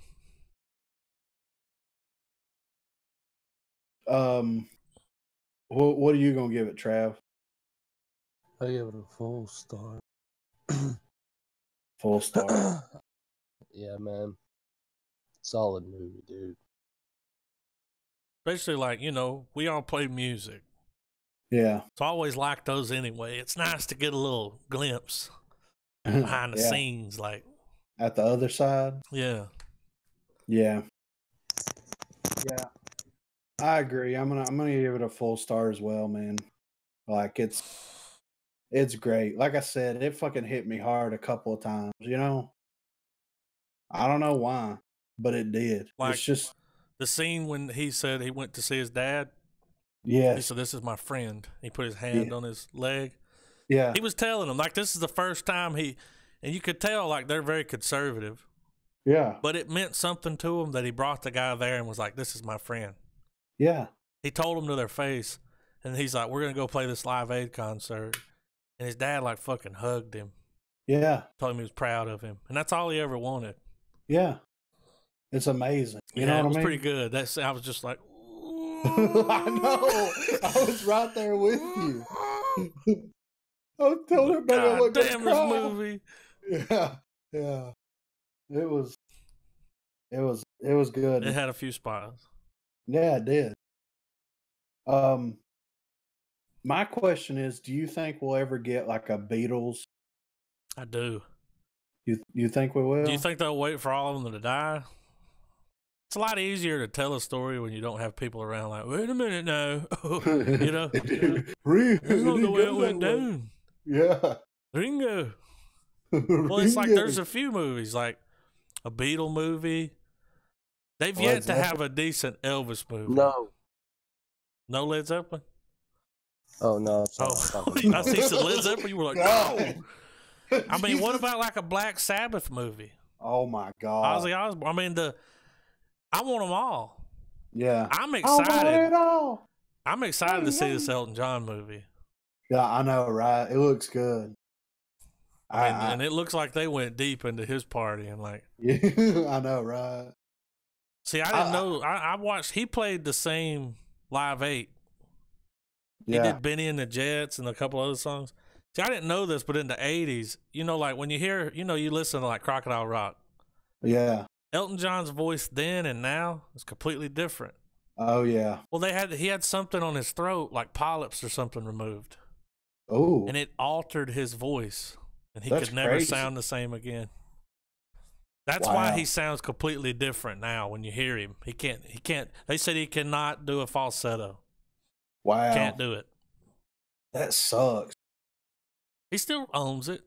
Yeah. He goes out and plays, but he can't do those songs like, you yeah. know. I really wish that I would have went and saw him in Huntsville. Dude, he plays over here all the time. He's got a house in Atlanta. Really? Yeah. He loves Atlanta, man. I'd fucking love to go see him. This is what he does. Like, let's say if he plays in Huntsville, yeah, he'll go hop on a plane and fucking come home. Why not? He's got like 3 or 4 houses around the world, and they're close enough to all the venues that he can go home after a show. That's a genius idea. Private jet. I mean, why not? If you had Elton John money, wouldn't you do the same? Recently, he did a Madison Square Garden concert. Yeah. That was, I guess, his last. So I have a feeling that it won't be long. He's going to be done. Farewell tour? He already played Madison Square for the last time. Yeah. So he plays in Atlanta all the time, dude. I'd like to go see him. I'd like to go see him. I mean, he's one of It'd the be last cool. of the great. Yeah, he's a legend. Yeah, he is. Has there been like any real modern day equivalent to any of these people?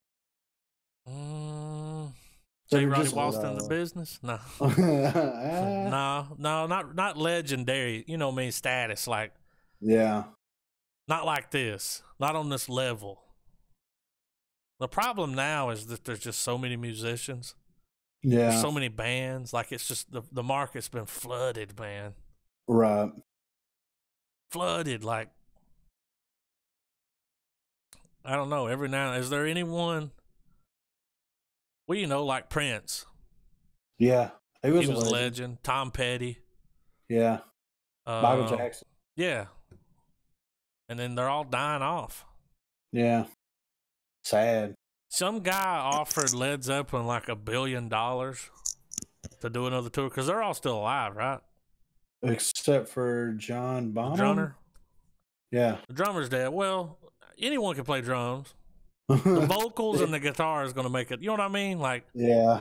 He may not be there, but at least you have, you know, the vocals, and that's what matters. Like, I think when they've played, they got his son to play drums. Yeah, I think so. Which is genius, you know? Yeah.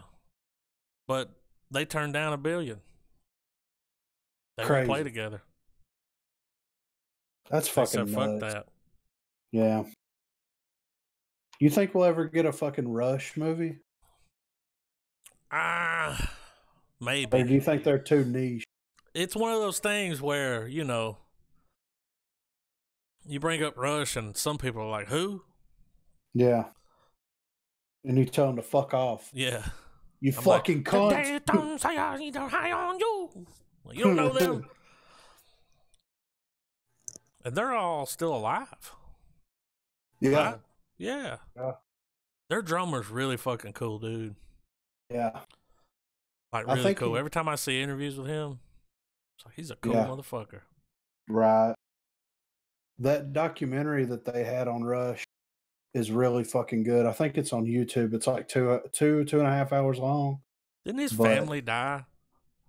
Yeah, in a car. Like something, yeah, and then he just like went on this like motorcycle journey everywhere. He wrote like 2 books while doing that. Yeah. He seems like a smart dude. He's probably a fucking astrophysicist too. We just don't know it. He wasn't an asshole about it, but he was very big into the concept of come to our shows, come enjoy the music, but leave me the ever-loving fuck alone when I'm public on that stage. Yes. Well, you know, it gets old after a while. Dude, Limelight is about that. Yeah. Like if you read the lyrics to that song, like it's about hey, it's cool, you can come celebrate Rush, but when the concert's over, you go home so I can. There was a rapper recently. All right, he had a song that blew up a few years ago, like 2017, real big song, like made millions, you know? Right. Yeah. The record company's been pushing him to put a record out. He'd been working on stuff. They didn't want to release it. They didn't think it was good enough. Dude, he deleted it. He deleted the record, and he said, fuck you. I want to go back to 2013 when my life was fucking normal. I'm done. Who? I'm done. Little Uzi Vert. Yeah, I've heard about this guy. He's done, man. He said, fuck all this shit. Happened? He said, music is great, but being involved with a record label is like the worst goddamn thing ever because they own your ass. When they sign you, they're like, we want 4 records, and we're going to get 4 records. Even if we got to, like, you know, roll you in there in a wheelchair. And he had a record ready, but they just kept going back and forth. Shit was getting leaked. Dude, he deleted the album completely. It's gone. Off, you know, they carry those hard drives around. Everybody puts them on hard drives now. They don't want to put it on the cloud because they're worried it might get hacked. Yeah. So everybody's got those little, they're real like you could throw it at a wall and it would still be fine. They come in this yellow case or orange case. Yeah. He deleted the whole record and said, I'm done. I'm not doing shit. I got money. I'm done. Damn. He said, I want to go back to, you know, you hear interviews with a lot of people. That was something Kurt Cobain had a hard time with. he didn't like the fact that he loved playing music. He liked, that was fun. It was, nice. Oh, a lot of people listen to their shit. But he's like, I can't go to the fucking movies. I can't go to the store. Like, yeah. Every time I go outside, people start coming up. And the next thing you know, there's a crowd. The cops are there trying to, nothing to see here, folks. Like, a lot of them will go out, like, sink down into, like, a depression because they're like, you're a fucking prisoner, dude. Right. You can't be normal. It's like, how bad do you want it? I wouldn't want that. As much as you want to play music, you wouldn't want that. Well, yeah, I would never want to be on that level. Hell no. Like, Never. you can't go outside. Well, that's you like can't go to the theater. You can't do nothing. Like, the Slipknot guys did it right. Or they wore masks, yeah. Until they took them off. Mm-hmm. Or, people started seeing them without them on. But like Buckethead. Yeah. Well, Kiss, before they took the makeup off. Genius. It's a good way, like, so you can still go outside. Well, here you go, Mushroom Head. Yeah. Now, I'm sure the guys at Mushroom Head can go to Walmart without people fucking with them. You know what I mean? But you couldn't go. They couldn't go to like a fucking gathering of the Juggalos and walk around. They couldn't go to the Fort Payne Walmart without getting fucking harassed. Some kind of evidence. You know what I'm saying? Shit. The whole fucking Pal Vegas crew would have sinned on fucking Walmart. I've seen a lot of interviews, man. I've watched stuff like that. You get bored. You go down that rabbit hole. Yeah. Kurt Cobain was the worst. He was just like, I hate it. I hate it. He's like, if I had known it was going to be like this, never would have done it. Because you can't go back. Once you've done it, he hated being famous. Hated it. I mean, if I was famous, I would just constantly fuck with. Yeah. I saw an interview recently with Randy from Lamb of God. Yeah. He did one of those Loudwire interviews where they were doing fact or fiction from Wikipedia. Yeah. And he's like, people are always coming up to me like, man, I've been fucking with you since Burn the Priest. And he's like, no, you fucking haven't. He's like, we didn't even, nobody even knew we were Burn the Priest. You didn't live in Virginia. Yeah. Because that was like their local name. Yeah. He's like, whenever you found out about Burn the Priest was, 15 years after, we changed our name. And been fucking with us since then. But he was talking about shit like that. He said, like he can go home and nobody fucks with him. Yeah. He was standing in a elevator somewhere, and he's like, sometimes you'll get on an elevator with somebody, like a dad, like an older dude, because they're, their fan base is older now. Yeah, and then younger too. But he's like, I'll be standing on the elevator, and he said, you'll see them looking at you. You already know. Yeah. They know who you are. And he's like, I'll just bust out laughing. Like, just start laughing real hard. Like, yeah, it's me, dude.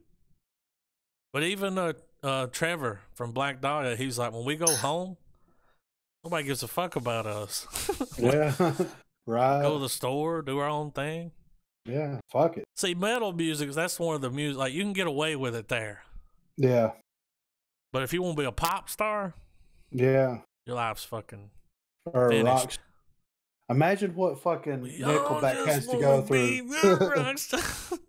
Imagine that dude what from they Nickelback's a fucking cunt.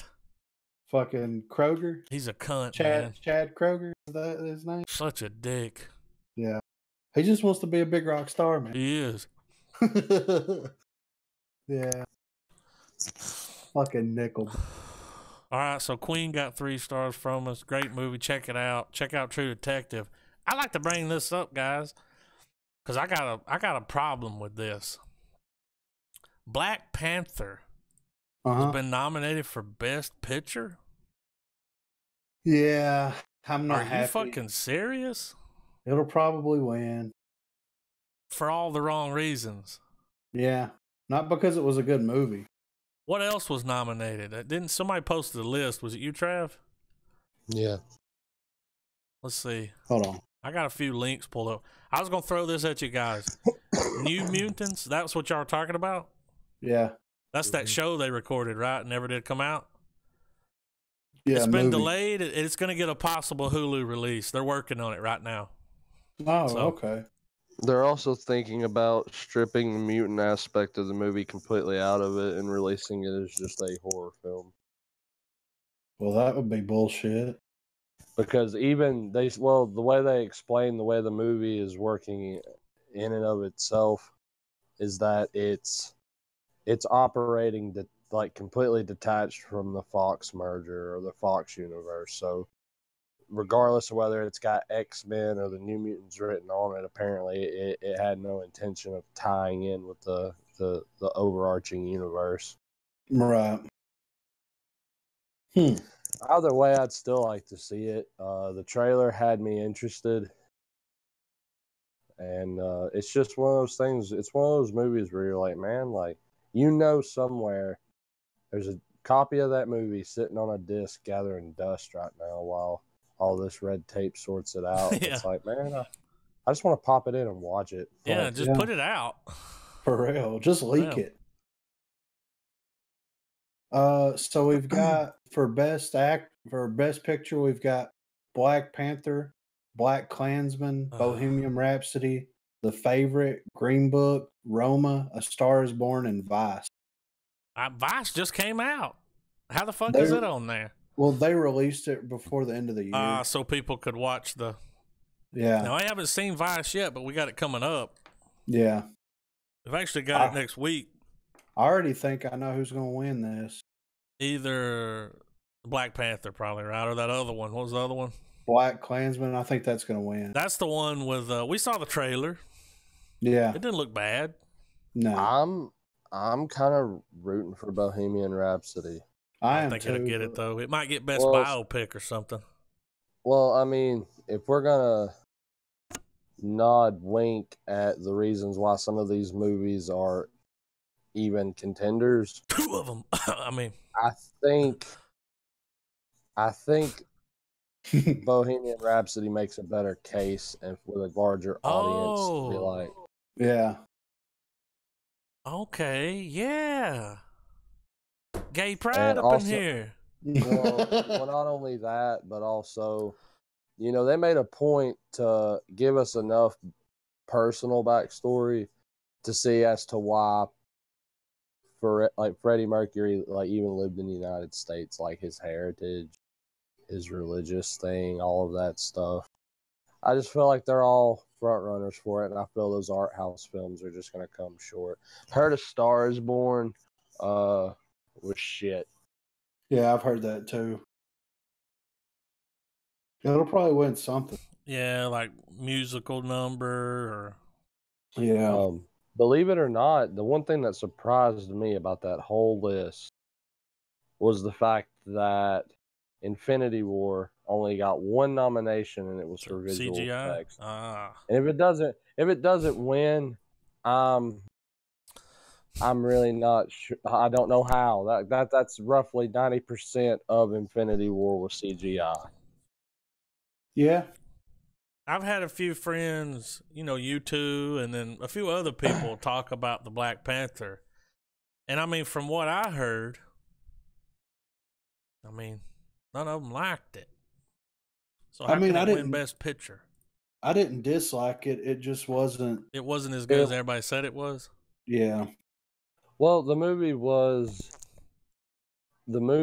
advertised as this big cinematic revolution for African Americans. When I've been watching African American films for fucking ever.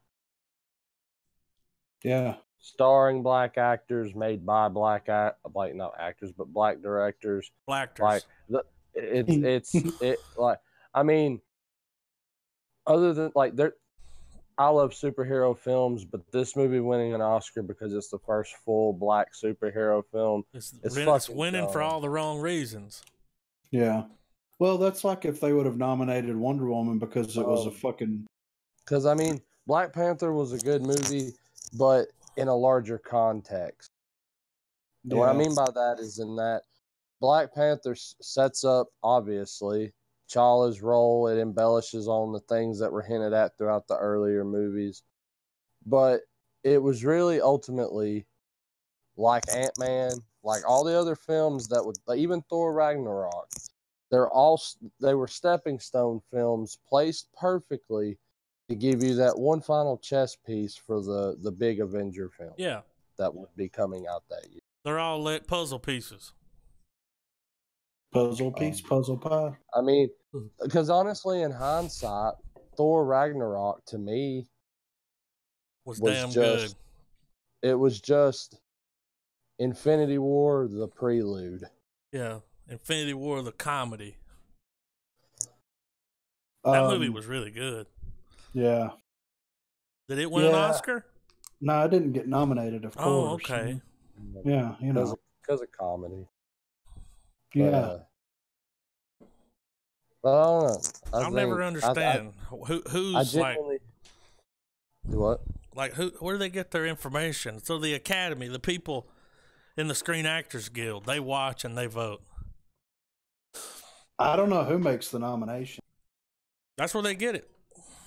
They send out screeners to Screen Actors Guild people. If you're in the Screen Actors Guild, you've heard Smith talk about it. Yeah. You get screeners. Well, I thought then they that send was just around. for voting. Yeah, and then you vote. Yeah, I don't know. I wish I was a member of SAG. Yeah. You know what I mean? Like, because I would vote for like the good movies. Bohemian Rhapsody should win that. Well, I think it should too, but I think that with Black Klansman being on there, I don't think Vice has a shot. I don't think, even with all the political commentary that's supposed to be in that movie, I don't think it has a shot. I think that Black Klansman is going to be the one, and I've heard that that's a really good movie. It looked good. Now, yeah. Now I haven't watched it, but you know, just off of this list and what I would pick at this particular moment, that's what I would pick for Best Picture. Just because of the person that directed it, the message the movie sends, all the fucking who directed it? Commentary, Spike Lee.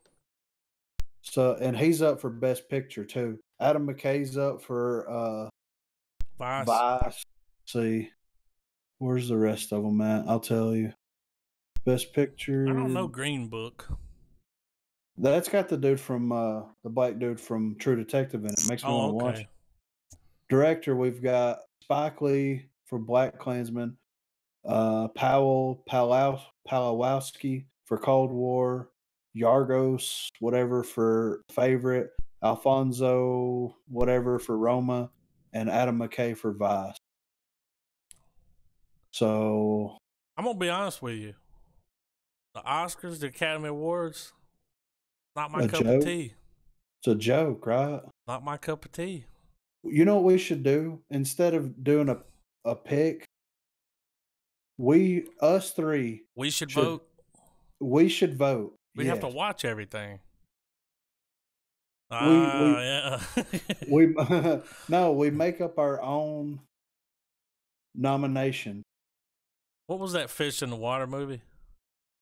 Oh, she was banging the fish. Didn't that win something? It won Best Picture, yeah. You fucking serious? Yeah.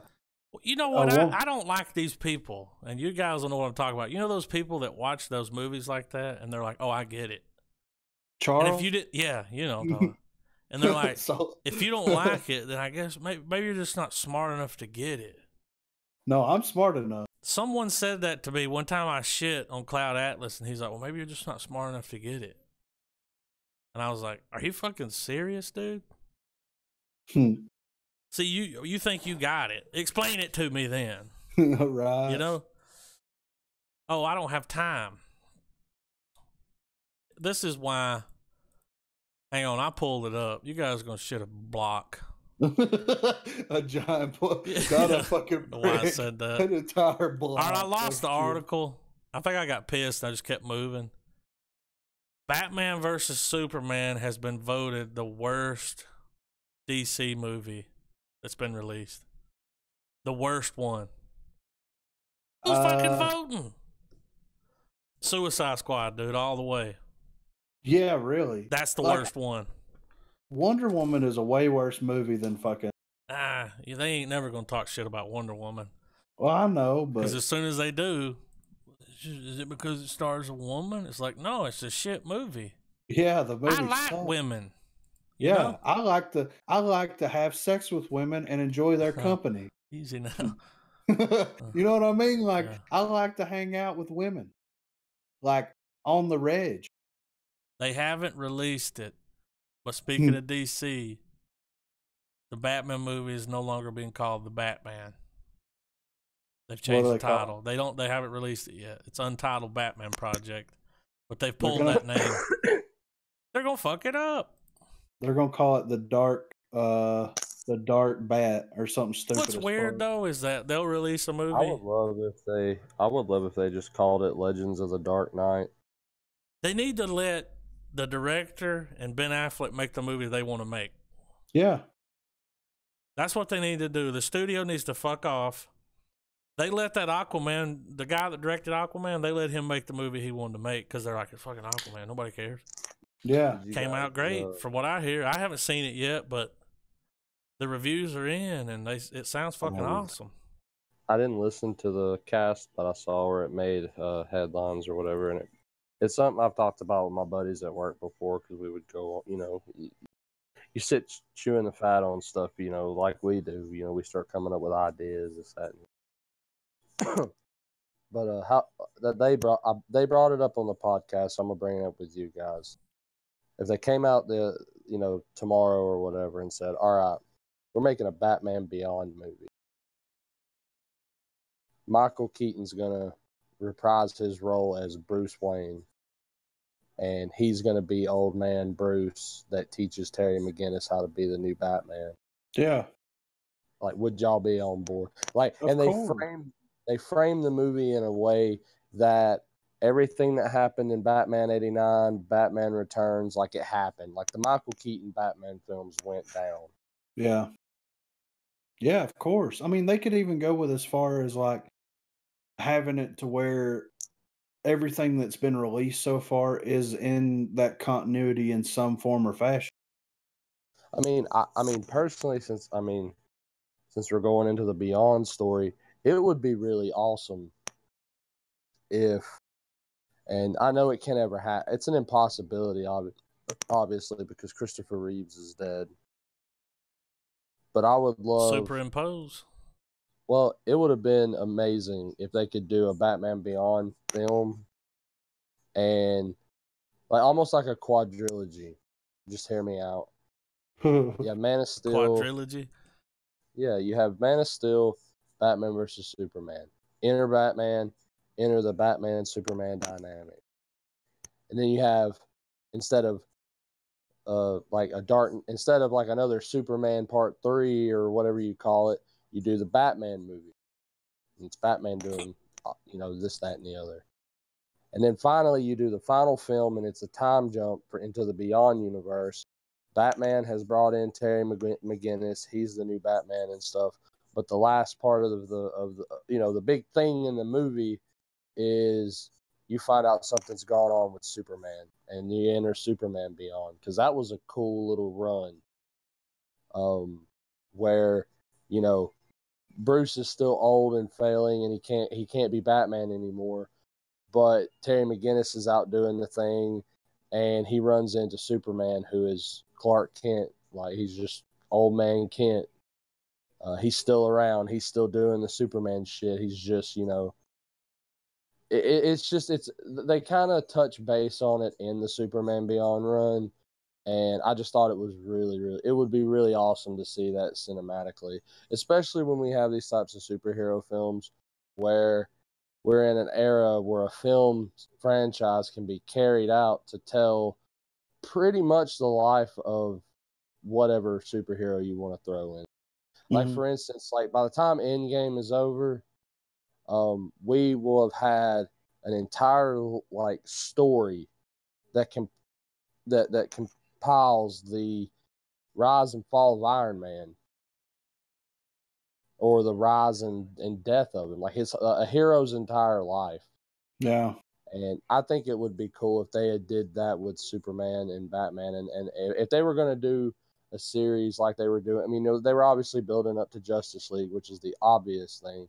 But if they were to have went a different angle, more of a world's finest angle, and had it to where Batman and Superman and occasionally throw the Trinity in there with Wonder Woman, but just have these movies come out where it's the highs and lows of Batman and Superman, putting their differences aside to achieve the same amount of justice they both ultimately want.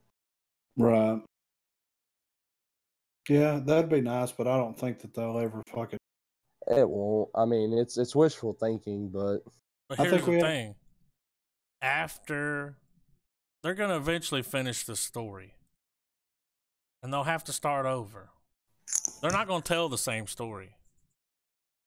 You know what I'm saying? They will. Disney's going to be making Marvel movies forever. Yeah. When we're 70 years old, there's going to be a goddamn Marvel movie in a theater. Like, yeah. You know what I mean? Like, the possibilities are endless.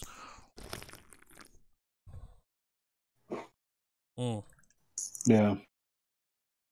Well, I think that's all she got. I got some honorable mentions over here now. What you got? Links pulled up. I did homework. All right, what you got? First, we got to hear about this. So, the news of Ghostbusters dropped. Yeah. Leslie Jones. You know what I'm talking about? Bigfoot? Yeah. She was in that Ghostbusters chick movie. Yeah. She went on Twitter. Have y'all seen this? She trashed the Ghostbusters movie? Did y'all see this? Because I'm about to read it. This is No, what she said. She said, so insulting. Like, fuck us.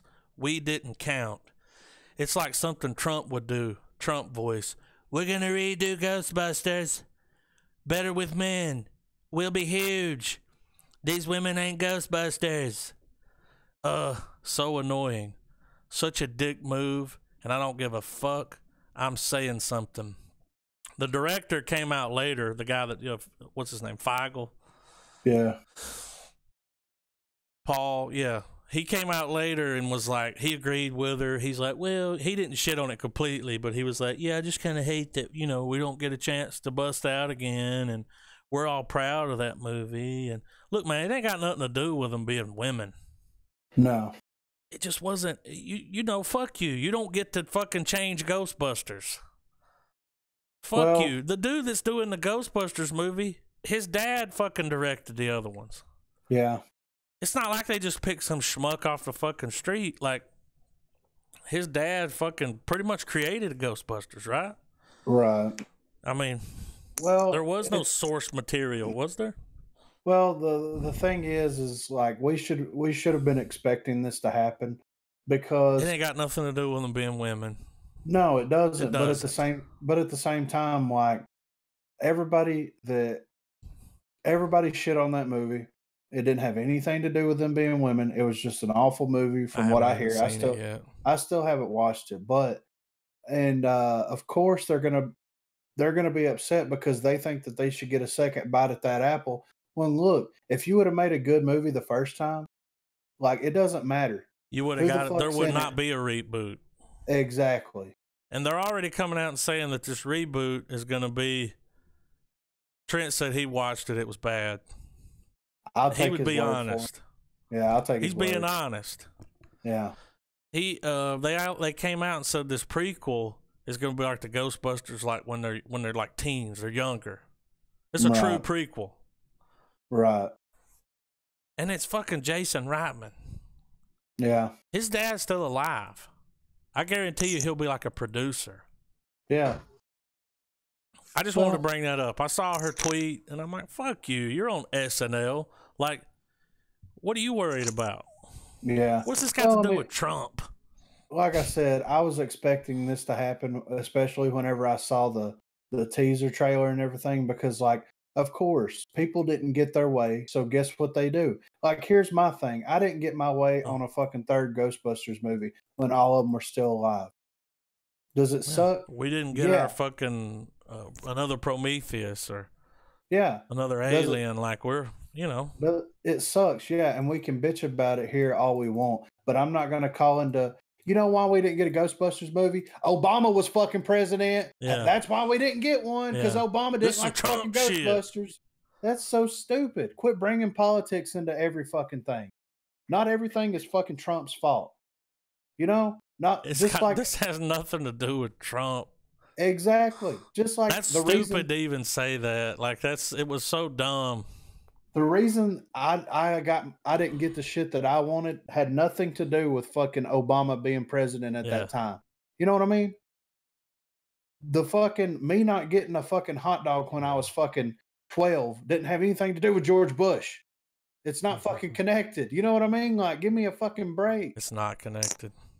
But It's on that note, ridiculous. guys, I gotta make my Yeah, we leave. gotta shut it down. Let's shut it down, guys. I'm gonna get fucking emotional over here. Highlanders coming back as a TV show reboot. Hold your breath on that, Griffin, because I want to hear it. Trust me. When you're passionate about something, I usually am pretty. He's gonna go kill, like he's gonna go beat the neighbor's dog or something. Like. Trav could probably walk outside and hear me venting. Yeah, you know, like you're just gonna go outside and scream real loud. Ah! I mean, you know. But we're shutting it down, guys. Yeah. We didn't get to cover Venom this week. We'll do Venom next week with Vice. Yes. And the new True Detective. You guys think you can watch all three? If you can, you can't. You know what I mean? If you can, you can. If you can't, you can't. Like, I've already watched them. I'm gonna watch another one when it comes out. Like, I'll have them all watched. But I'm just saying, you can burn through them. We need to go ahead and get them to y'all so y'all can watch those too. Yeah. And then when the other one drops on Sunday, maybe like Monday or something, try to catch it. It's worth it. Yeah. We'll figure it out, guys. for sure. All right. Yeah. Keep it real. Checks in the mail. Fuck that Ghostbusters movie. For real. And fuck blaming the president and the government for everything. That's stupid. Build a wall.